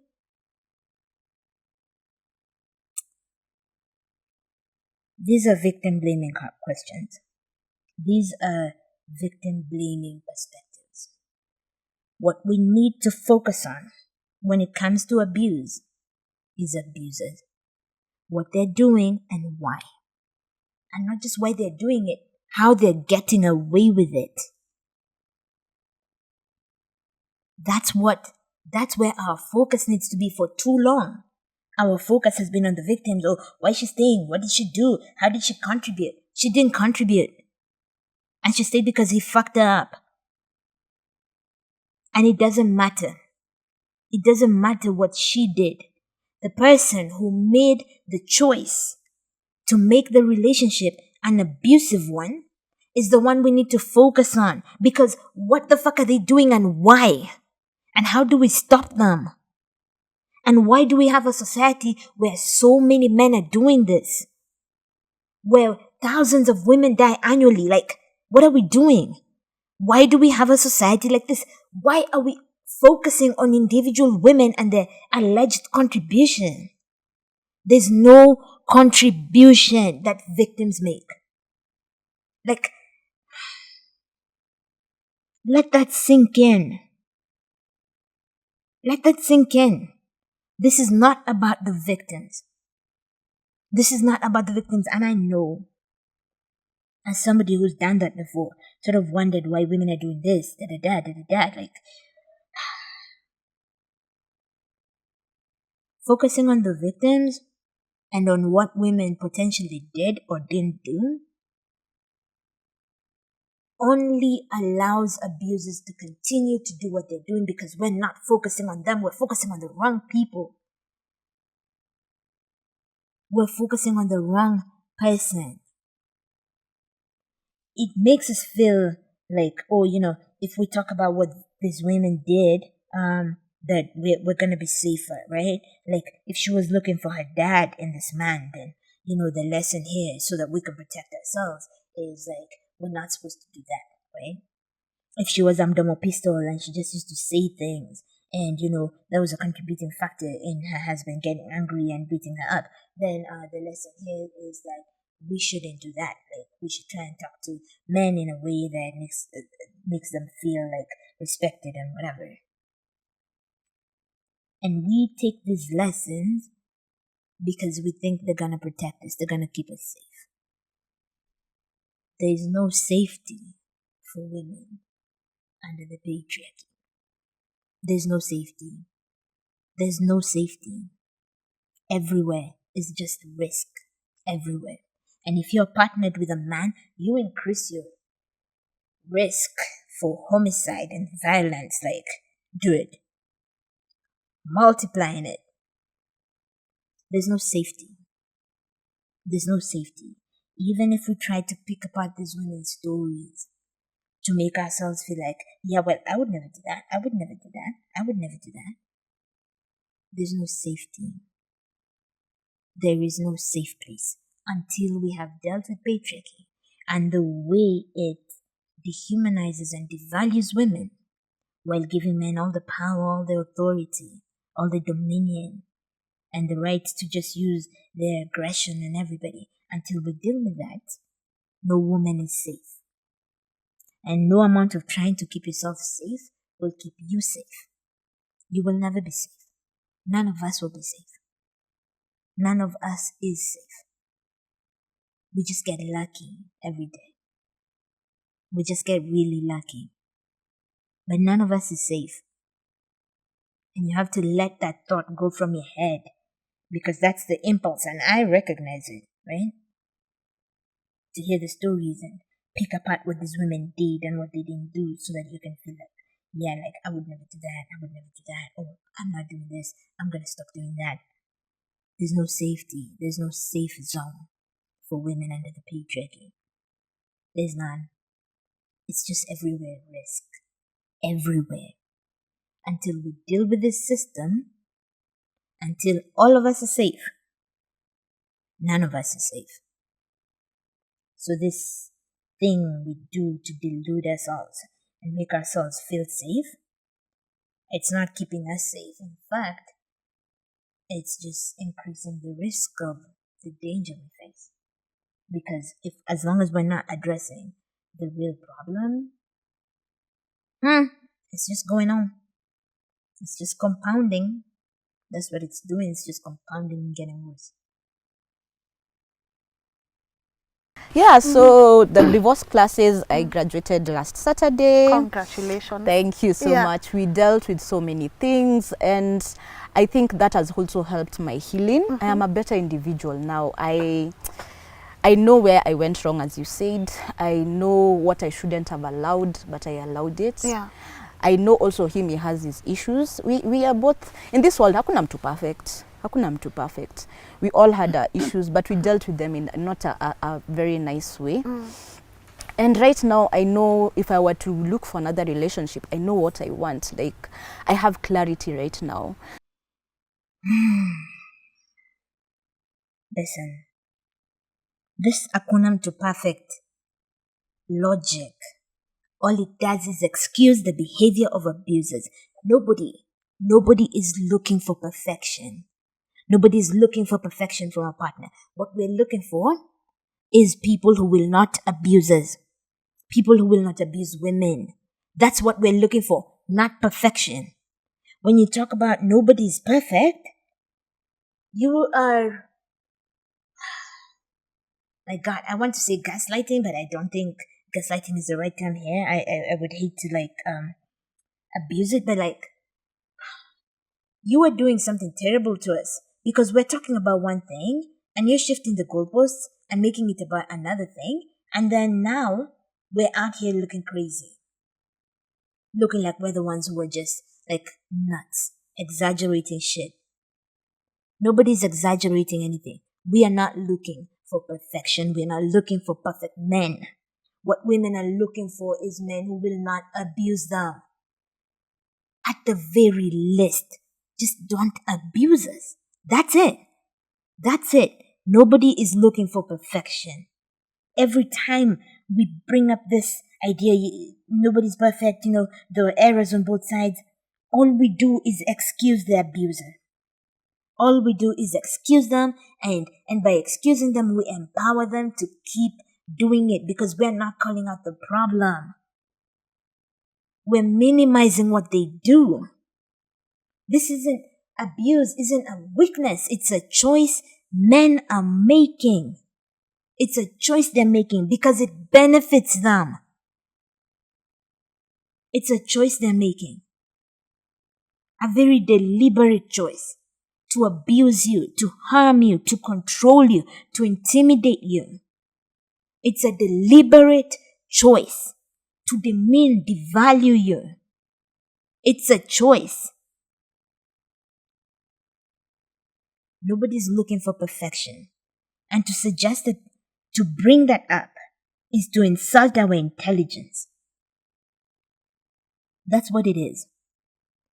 And it excuses the abuser, minimizes everything he's deliberately choosing to do. I completely, I despise this line of thinking.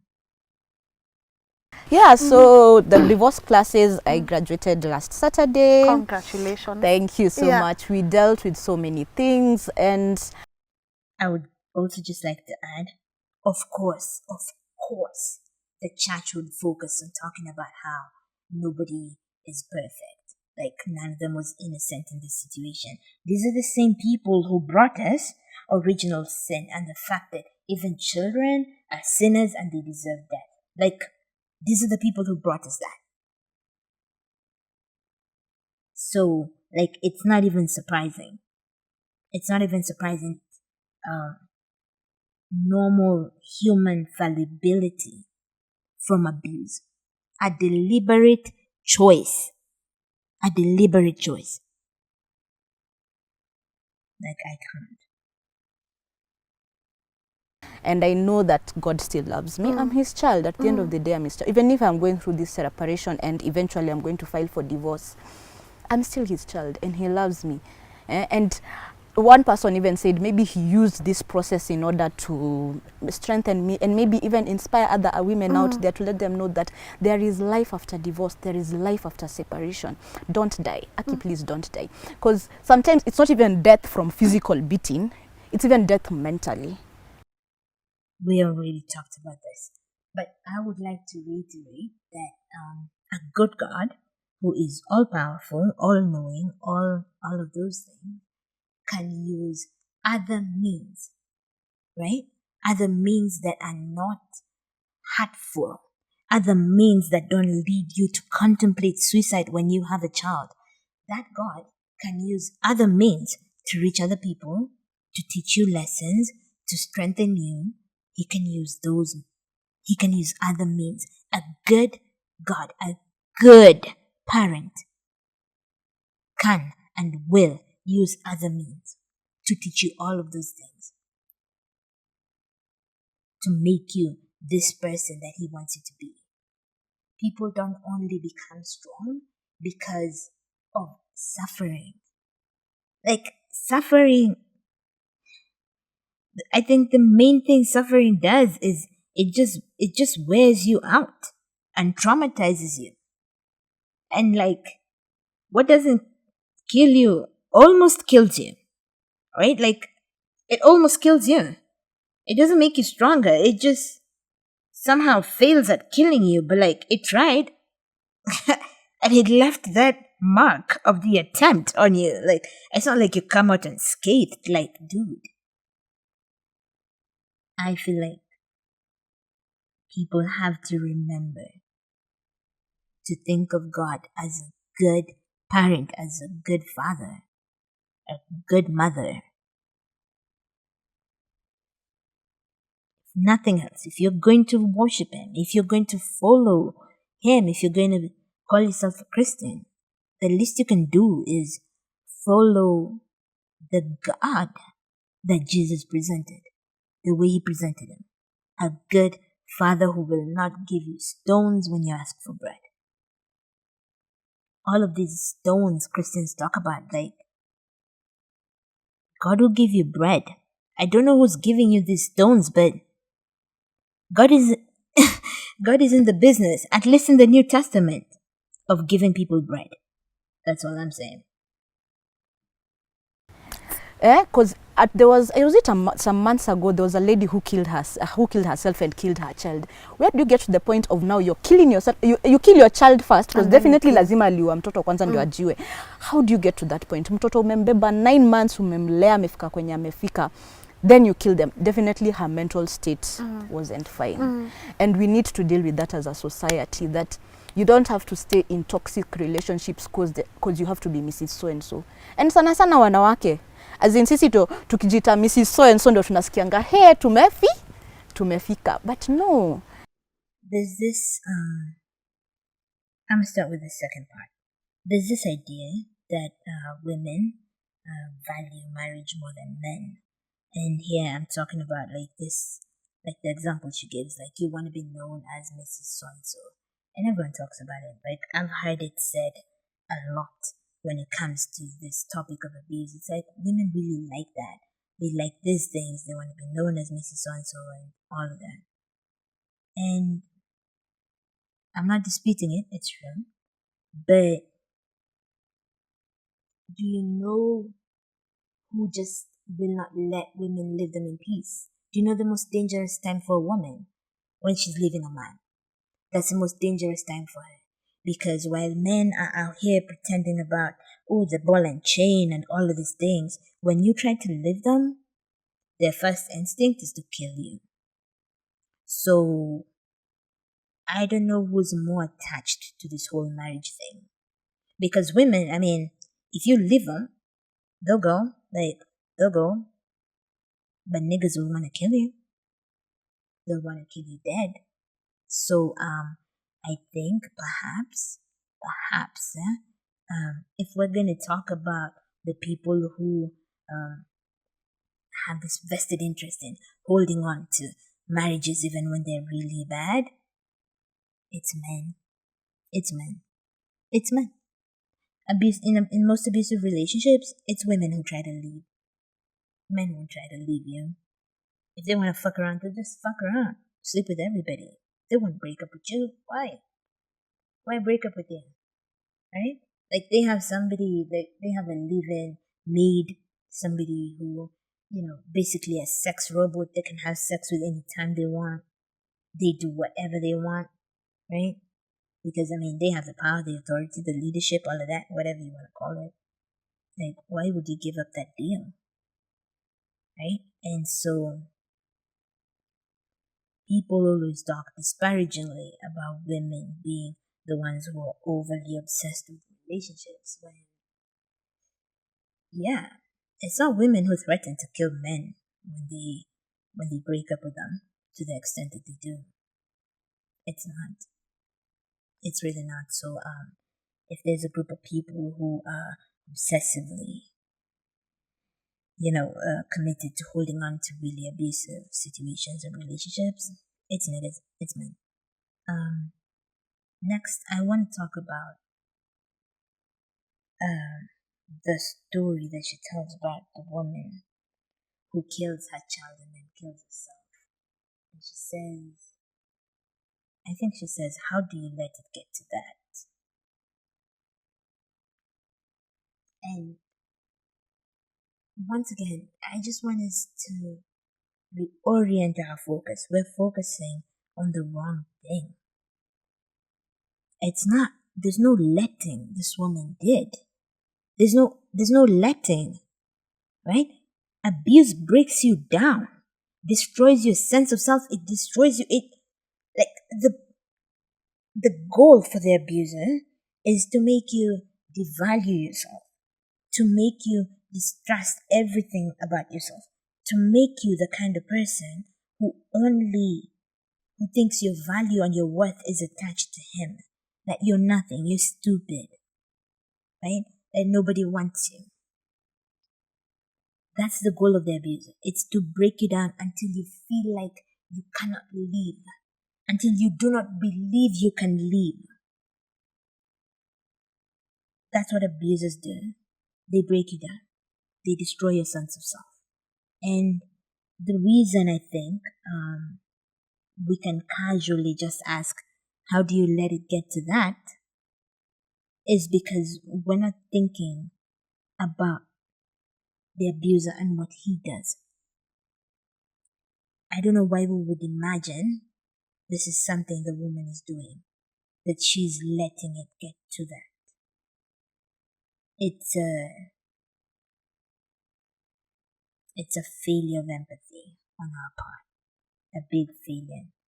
I think it's also another version of the way we imagine that we would do things differently. Like, I would never let it get that bad.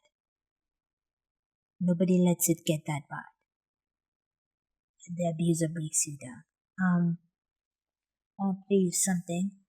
Bancroft talks about how difficult it is to leave an abusive person, an abusive relationship.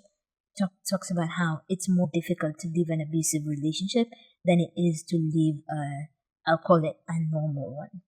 And it's just, I feel like every time we think about these stories, especially like these ones where people are confused, like, why did she let it get to that?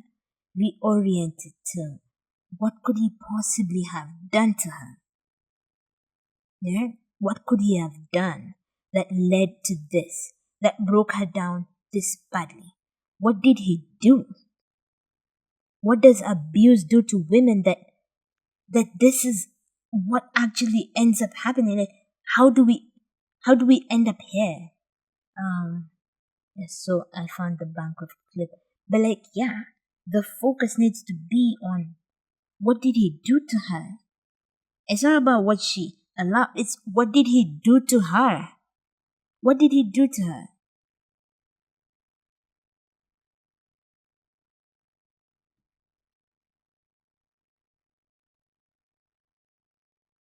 The more deeply involved you become with an intimidating man, the more difficult it will be to get out of the relationship. Unfortunately, many women believe just the opposite. They think, well, he does scare me a little sometimes, but I'll wait and see if it gets worse, and I'll leave him if it does. But getting away from someone who has become frightening is much more complicated than most people realize, and it gets harder with each day that passes. Don't wait around to see. I think we just underestimate the extent to which we're all really vulnerable to abuses. Because, I mean, all of society is like anchored on forgiving men, you know? Forgive, forgive, forgive. All of society is about that. And the thing about abuse is, you know, the longer you're there, the harder it is to leave, as Bancroft said. The longer you're there, the harder it is to leave. I feel like every time we're talking about abuse, we have to talk about these men. We have to talk about the abuser. We have to talk about what they're doing, how they're doing it, why they're getting away with it, how horrific it is. Like, focus to the extent that we have questions. The questions need to be about them. Our empathy, our concern, that one is reserved for the women. But the questions, to the extent that we have any questions, they need to be about men, about the abuser. How? Like, what could he possibly have done that her only recourse was killing her child and then herself? What could he possibly have done? What did he do to her? How did he break her? What did he do to her? What did he do to her? I would like to say that I'm not like that person of like that if something is not working, go straight and start divorcing or separating. No, work for your marriage. Work. There's a friend who tells me that, and even I was still in the marriage, he would tell me that, June, work for that marriage to the point of God akashuka kaka hapo kwenye Lynn umeka ako zile za June ulifanya hii na ukafanya hii na unajua ni God, si ati ni as in anasema umefanya hii na umefanya hii and uko sure by then umefanya hii, so you work to your marriage to that point, but ikai imefika mwisho wachana nayo. Exactly. Wachana nayo. Exactly. Yeah. And you'll be fine. Well, we just played the Bancroft clip about staying in abusive situations. Don't. This society tries to make you feel like you need to work on it, and then once you've worked on it, then you earn the right to divorce, right? Once you've tried, then you can divorce. Number one, no. No. Number two, as Bancroft has told us, it only gets harder. And number three, because I know that this logic is rooted in Christianity and the idea that God hates divorce. No good parent wants that for you. No good parent wants this struggle for you. Relationships are not supposed to be that hard. They're not supposed to be a struggle. that you then, that, God is able to look at and see, oh yeah, you worked on it. Like, relationships, I think, are not supposed to be work. Do they have some worky parts in them? Yes. But they're not supposed to be work. In their entirety, they're not supposed to be work. They just involve work. But they can't be work.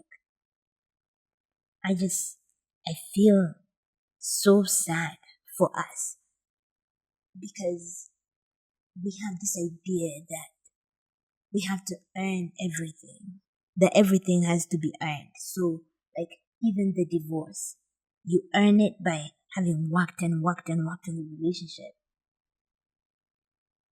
Like, it's just so sad because we have internalized this capitalist logic. Like, you just have to earn shit. Everything has to be earned. Like, somebody made a joke and they were talking about how even a living, you have to earn a living, right? Like, you don't just have the right to life, you have to earn it.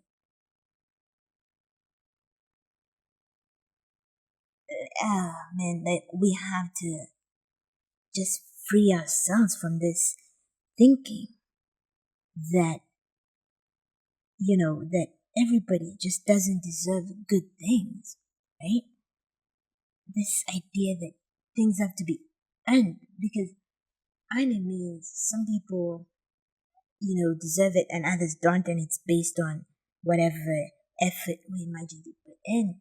But if we just say everybody deserves it, then there's no earning, there's no hierarchy, there's no, I worked hard, so like I deserve this, like I worked on my marriage, so like I deserve a divorce. Like, no, this is just something that's free for everybody. You don't have to work for this. You do not have to work for this. You do not have to earn this. You just get it. How about that? If we can't even imagine that with something like a divorce, like you don't earn it, you just get it. If you want it, it's yours for the taking. How are we going to convince people that we need a society where people don't have to earn a living? Like, you don't have to buy food and make enough money to live like in a house, like, or be able to afford to pay for healthcare when you're sick. How are we going to convince people that what we want is a society where people's needs are just met and they don't have to earn it? They don't have, for example, to pay for healthcare. Like, if you're sick, you walk into a hospital. And if you're, and given that everybody needs food to live, like, food is just, it's made accessible. And water is like a right and you don't pay for it. And same thing with education, like up to whatever level you want to study at, like, it's fine. It's there, right? Like, you don't have to earn it. You don't have to do nothing to get it. If you want it, it's there. How are we going to convince people of that if people don't even think something like divorce doesn't need to be earned?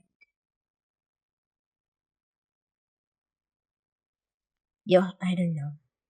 I don't know. We have our work cut out for us, for sure. For sure. What's your biggest take home in all this? Don't get married early. Yes. For the young men and women, please, jijue. Jitambue, jijue we ni nani before you start becoming someone else. Divorce is not the end of life. Separation is not the end. It's not the end of life. You can start a new life. I am so at peace. As I said, I think that this is good advice, yeah? Like, don't marry young, like, whatever, know yourself, all of that. Like, I think it's solid advice, I do. However, I think that we should always remember that the reason this is especially important for women is because we live in a patriarchal society in which men sort of have this, power and control and dominion over everything, and women are supposed to be are supposed to occupy this subservient position.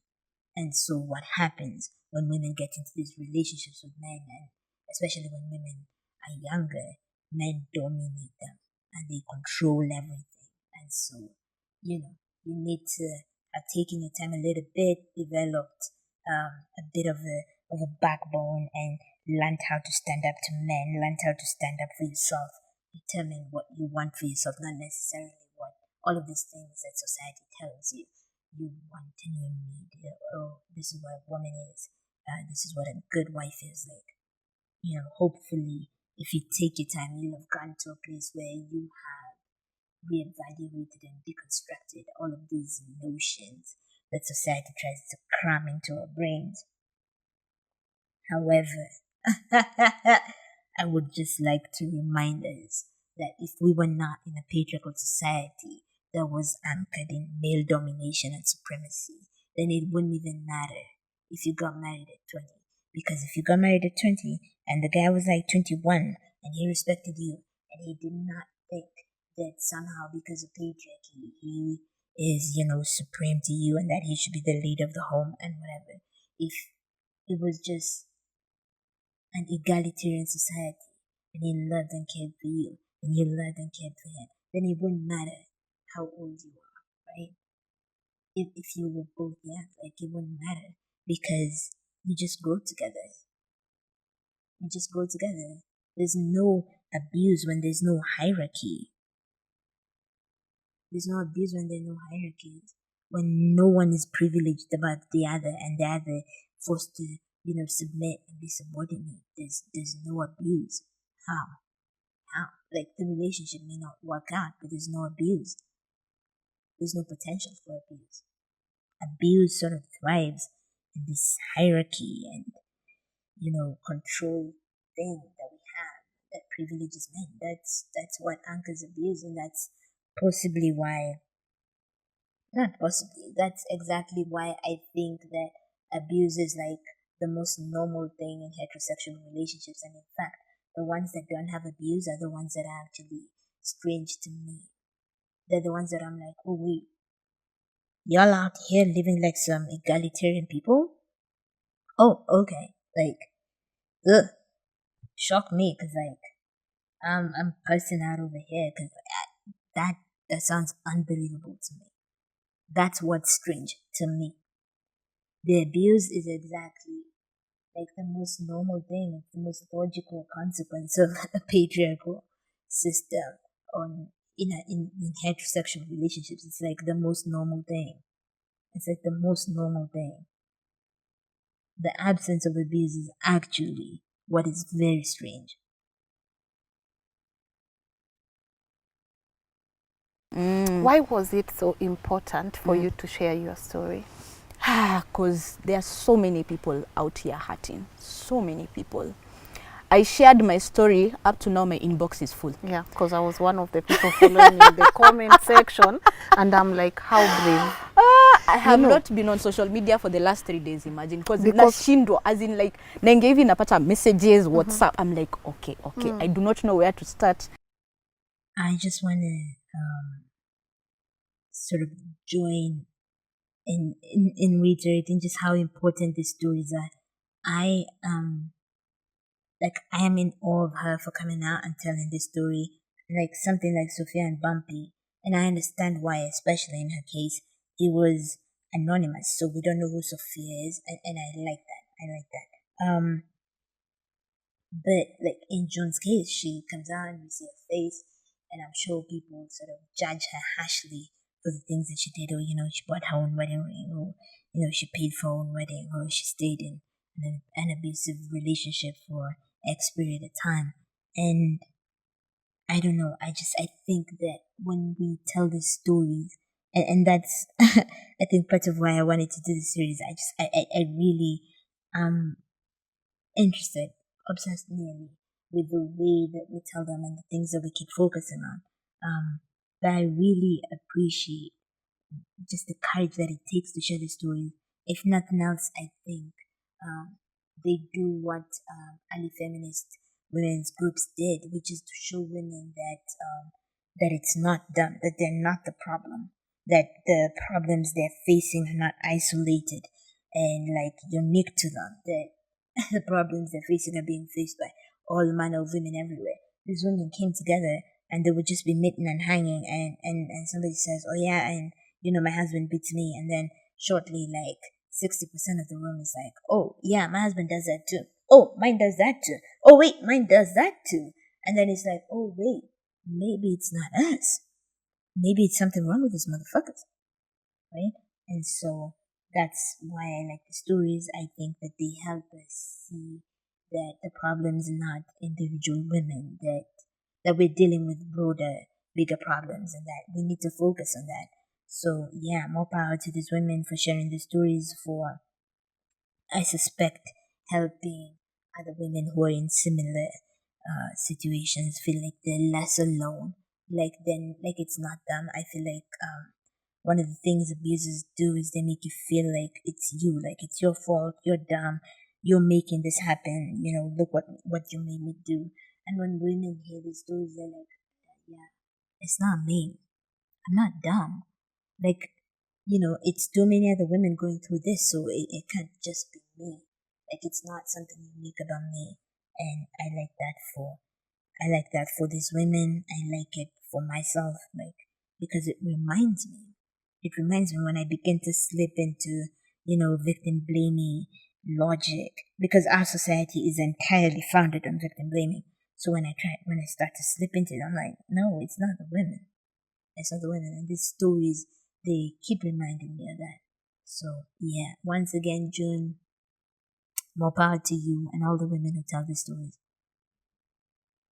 Yes, and through that same post, it's how you got to know about me. And now you are here inspiring so many people, including men. And I think you honestly need to speak to more people, men included, not just women. I think you have it in you.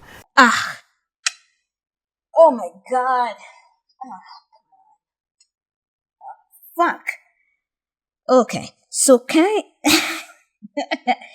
I transfer my scream to this? Okay, now I leave it there.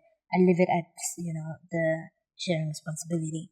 But I hate this. I hate that every time we talk about women and the abuse that women are forced to face at the hands of men, we sort of feel this need to include men and like to bring them in and be like, oh, also men, also fuck men. Here's my thing, okay? All right. We all know the predominant victims of violence in this society, especially the kind of violence and abuse we're talking about, which is intimate partner. The primary victims are women. When it comes to, rape, when it comes to, which is all manner of sexual violence and coercion, when it comes to emotional violence, emotional abuse, when it comes to physical violence and abuse, like, women are bearing the brunt of this thing. Women are like 90% of this shit, right? They're almost all of it. Men are like the isolated few, right? And yet, every time we talk about the violence that women face, this happens in Njeri's interview, this happens in Sophia and Bumpy's interview, and now it's happening here. This refocusing to men as, also victims. Nobody is saying that men are not victims. All I am saying is, if men are victims, the men who are victims have to be able to see themselves in her story without needing to be independently called by name. Like, dude, no.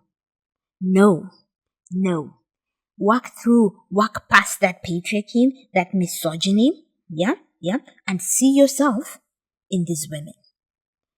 We are not going to call you by name. Like, either you see yourself standing together with all other victims, which is women, or you can fuck off. I do not care about you. And I mean that. If you cannot see yourself in the women, you can fuck off. Women, somebody recently Oh, so Njeri Migwi recently shared a story about a young boy who was sodomized by a relative. And from the comments he saw of the women, it was like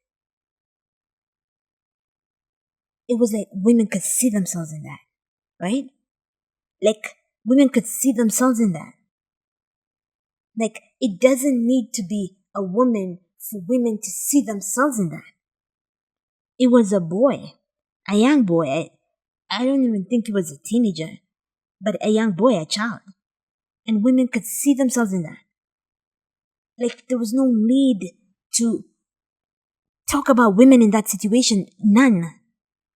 Women could see themselves in that. When you read it, you're like, holy fuck, what they did to this kid. And then there's also the realization that the people who do this to kids could also do it to you.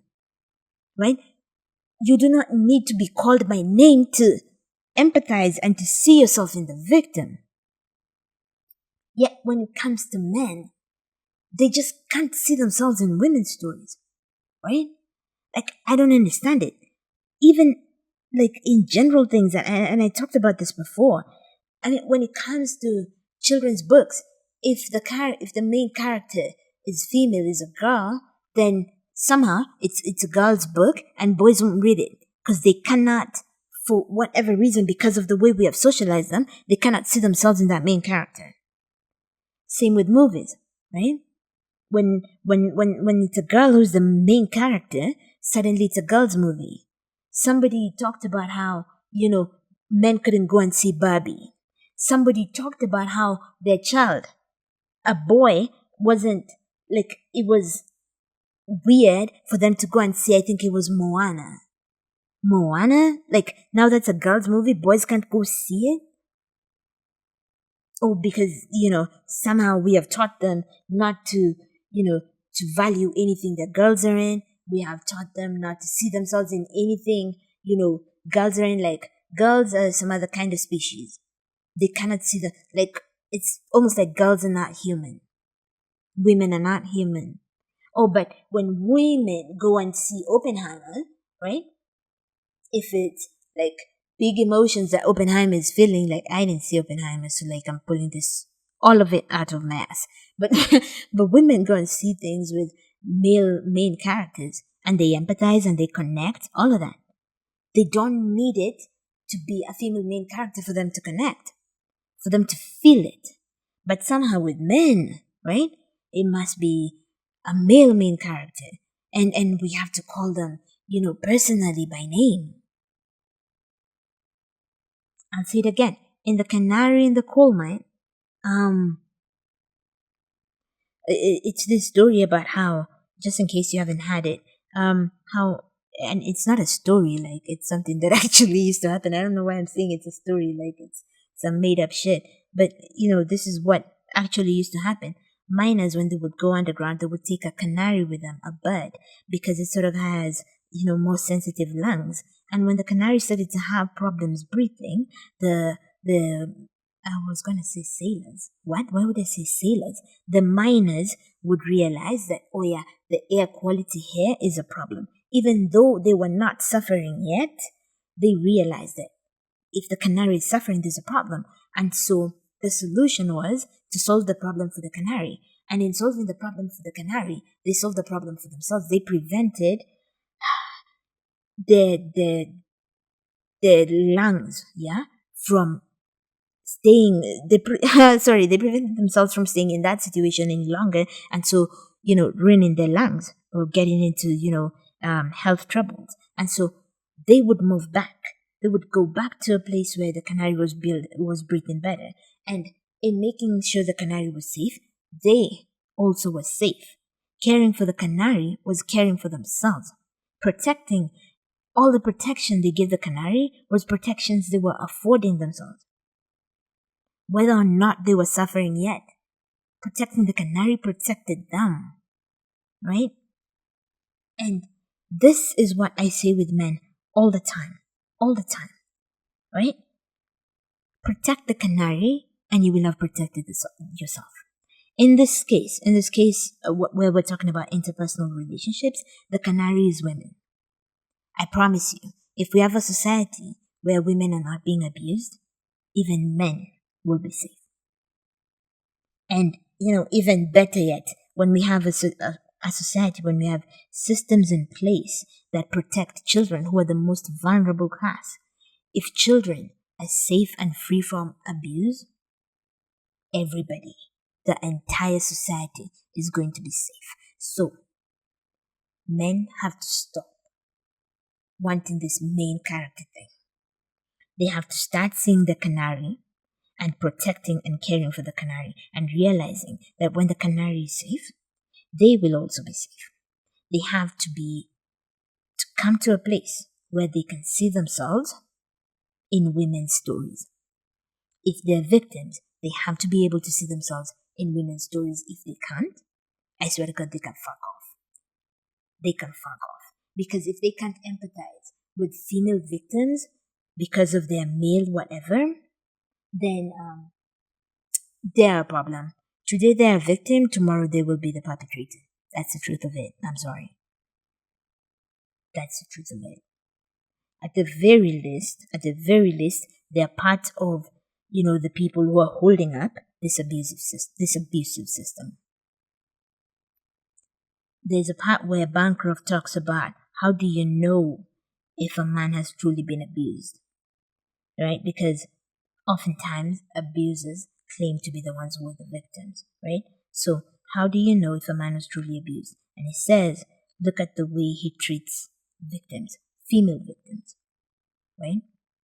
The way he treats female victims will tell you whether he truly was abused. Because if he has empathy for them and identifies with them and believes them and understands what they're going through, right? And sort of relates to that, then he truly, very likely, was a victim. But if he's out here talking about how women lie, not seeing himself in them, all of that, maintaining all of this misogyny, then that's how you know that he's not legit. So, I hate the fact that we keep bringing in men.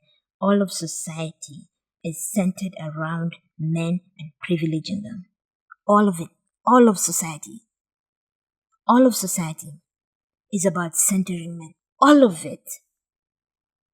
And then we have this one instance when we're talking about something that uniquely affects women and children, but like women.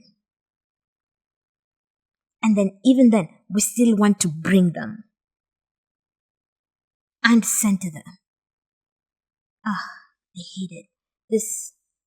Our internalization of the whole patriarchal supremacy, male supremacy thing, I hate it. I hate it, I loathe it, I despise it, I hate it. I hate it. It's okay to just talk about women and women's problems. It's fucking okay to just talk about women and women's problems. And if those problems also affect men, then they can see themselves in our stories as well. They can see themselves in there. They can pick that advice as well. They do not need to be addressed directly. My God. Yes. How would you want a man to treat you now? Hey, come on, baby girl. Baby girl. Natutaki stress. Jaber. Natutaki stress. Sindio, natutaki stress. It's a new thing, baby girl. What would be an ideal man for you? An ideal man right now, a man who knows God, who is led by God, because I know if he knows God and led by God, he will know how to lead me. Yeah. I am so tired. I am so tired. Like, dude, I am so tired. What is this talking about? A man who is led by God, so then he's going to know how to lead you. Why do you imagine you need to be led? Why do you imagine you need to be led? I swear to God. Like, for us to... Patriarchal supremacy must go. Patriarchal supremacy must go. Why must you be led by a man? What is special about having a penis? Like, can somebody tell us what exactly is this special about having a penis that gives you this position, this power, this ranking in this society? Like, what is special about this meat hanging between your legs? Oh my God. Oh my God. Oh my God. Someone who's hardworking, someone who would take the marriage covenant very seriously. Like, they wouldn't take it very lightly. They'd be like, the moment they're telling me, June, can I marry you? It is very serious. It is very serious. Yeah, because I do take that God hates divorce verse very seriously as well. So someone should actually take it seriously by the point they're going down on their knee. Let me say this, in relation to this, a man who is led by God, and so he will know how to lead you. Any man that wants to lead you is a red flag, because leading, especially the way we, talk about it in our society, because we no longer subscribe to this thing where we are okay with saying things like, the man must control his woman. Like, we don't say that no more. And so we have to find other euphemisms and nice ways of saying it. And so one of the nice ways of saying it is to say that he's going to lead, which just means he has the authority and the control. But in a nice way, I guess. Like, he doesn't wield it like a bad king. He wields it like a benevolent king who loves you. Any man who wants to lead you is one you should be worried about. Any man who wants to lead you, I truly think this is a red flag. Is a red flag. And they're a red flag because the person who leads is not at the same level as you. There's a hierarchy, right? There's a hierarchy. And I know that this is difficult for Christians because, like, this hierarchy, this ranking, allegedly comes from God. Although, I'm gonna just say, I heard from a biblical scholar, I don't remember her, that a lot of the books that are ascribed to Paul were not really written by Paul, especially the ones that have all of this sexist misogyny thing. So anyway, that's neither here nor there. You get to do what you want. But anyone who wants to lead you, it has in it this hierarchy, this ranking, right? And abuse thrives because of hierarchies. Somebody is dominant and somebody is subordinate. And this is fertile ground for abuse. So any man who wants to lead you is one you need to be concerned about. One who wants to walk with you and do life with you, whatever that means, because I hear people saying do life. So I'm going to just say what people say because, whatever. I'm doing life with my cat. So I'm going to let people say do life because they know what that is. And I have no idea what that is. So anyway, anyone who wants to lead you is someone you should be concerned about. What you want is a partner. Somebody who will walk alongside you. And you will do things together. All manner of things. Right? All manner of things. Like, it needs to be you're cutting kitungos, he's grating nyanyas. That's it. That's the partnership we're talking about. We're talking about a Saturday afternoon and you're doing the dishes that have piled up over the week and he's mopping. You want a partner. You want a partner. Somebody you're walking alongside in this long road called life. This long, vicious, tumultuous, full of many turns and curves road called life. That's what you want. You do not want somebody leading. At least that's what I think. At least that's what I think. So, yeah, what do I know? What do I know? If you're a Christian, and you are a young girl, you're a young woman, when I used to be a Christian, I also sort of had that list that includes somebody who loves God. And that's good. That's well and good. You do you. But you have to find out what kind of God it is. I think that if I was a Christian, what I would want for myself is that I wrote that they not only love God, but what kind of God.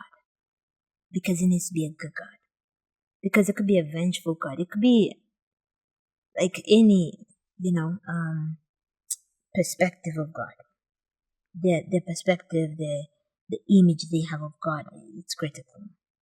And then I would say, write things, concrete things that you want that don't have anything to do with religion. Concrete things that you want, right? So, for example, you want somebody who doesn't believe in gender roles.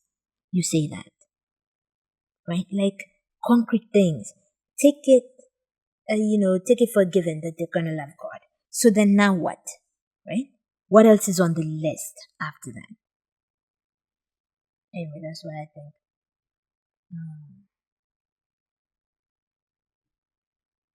And we should just know that the things that happen to us in our lives, they happen for a purpose. We might not know it right now. Like right now, I'm actually realizing why this had to happen, but this is not what I envisioned.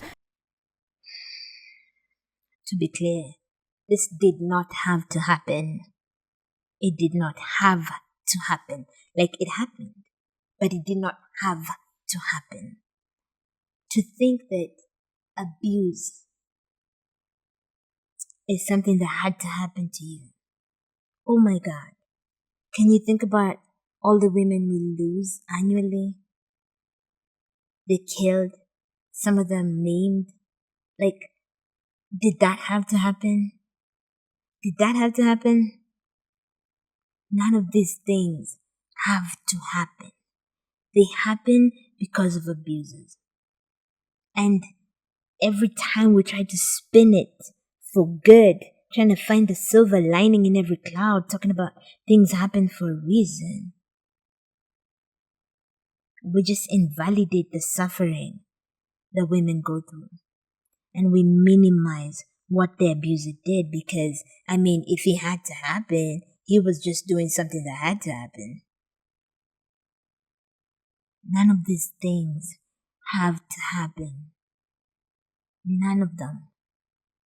And once again, a good God would not need to use terrible things to accomplish good things. Because a good parent wouldn't. A good parent would never give you stones if you asked for bread.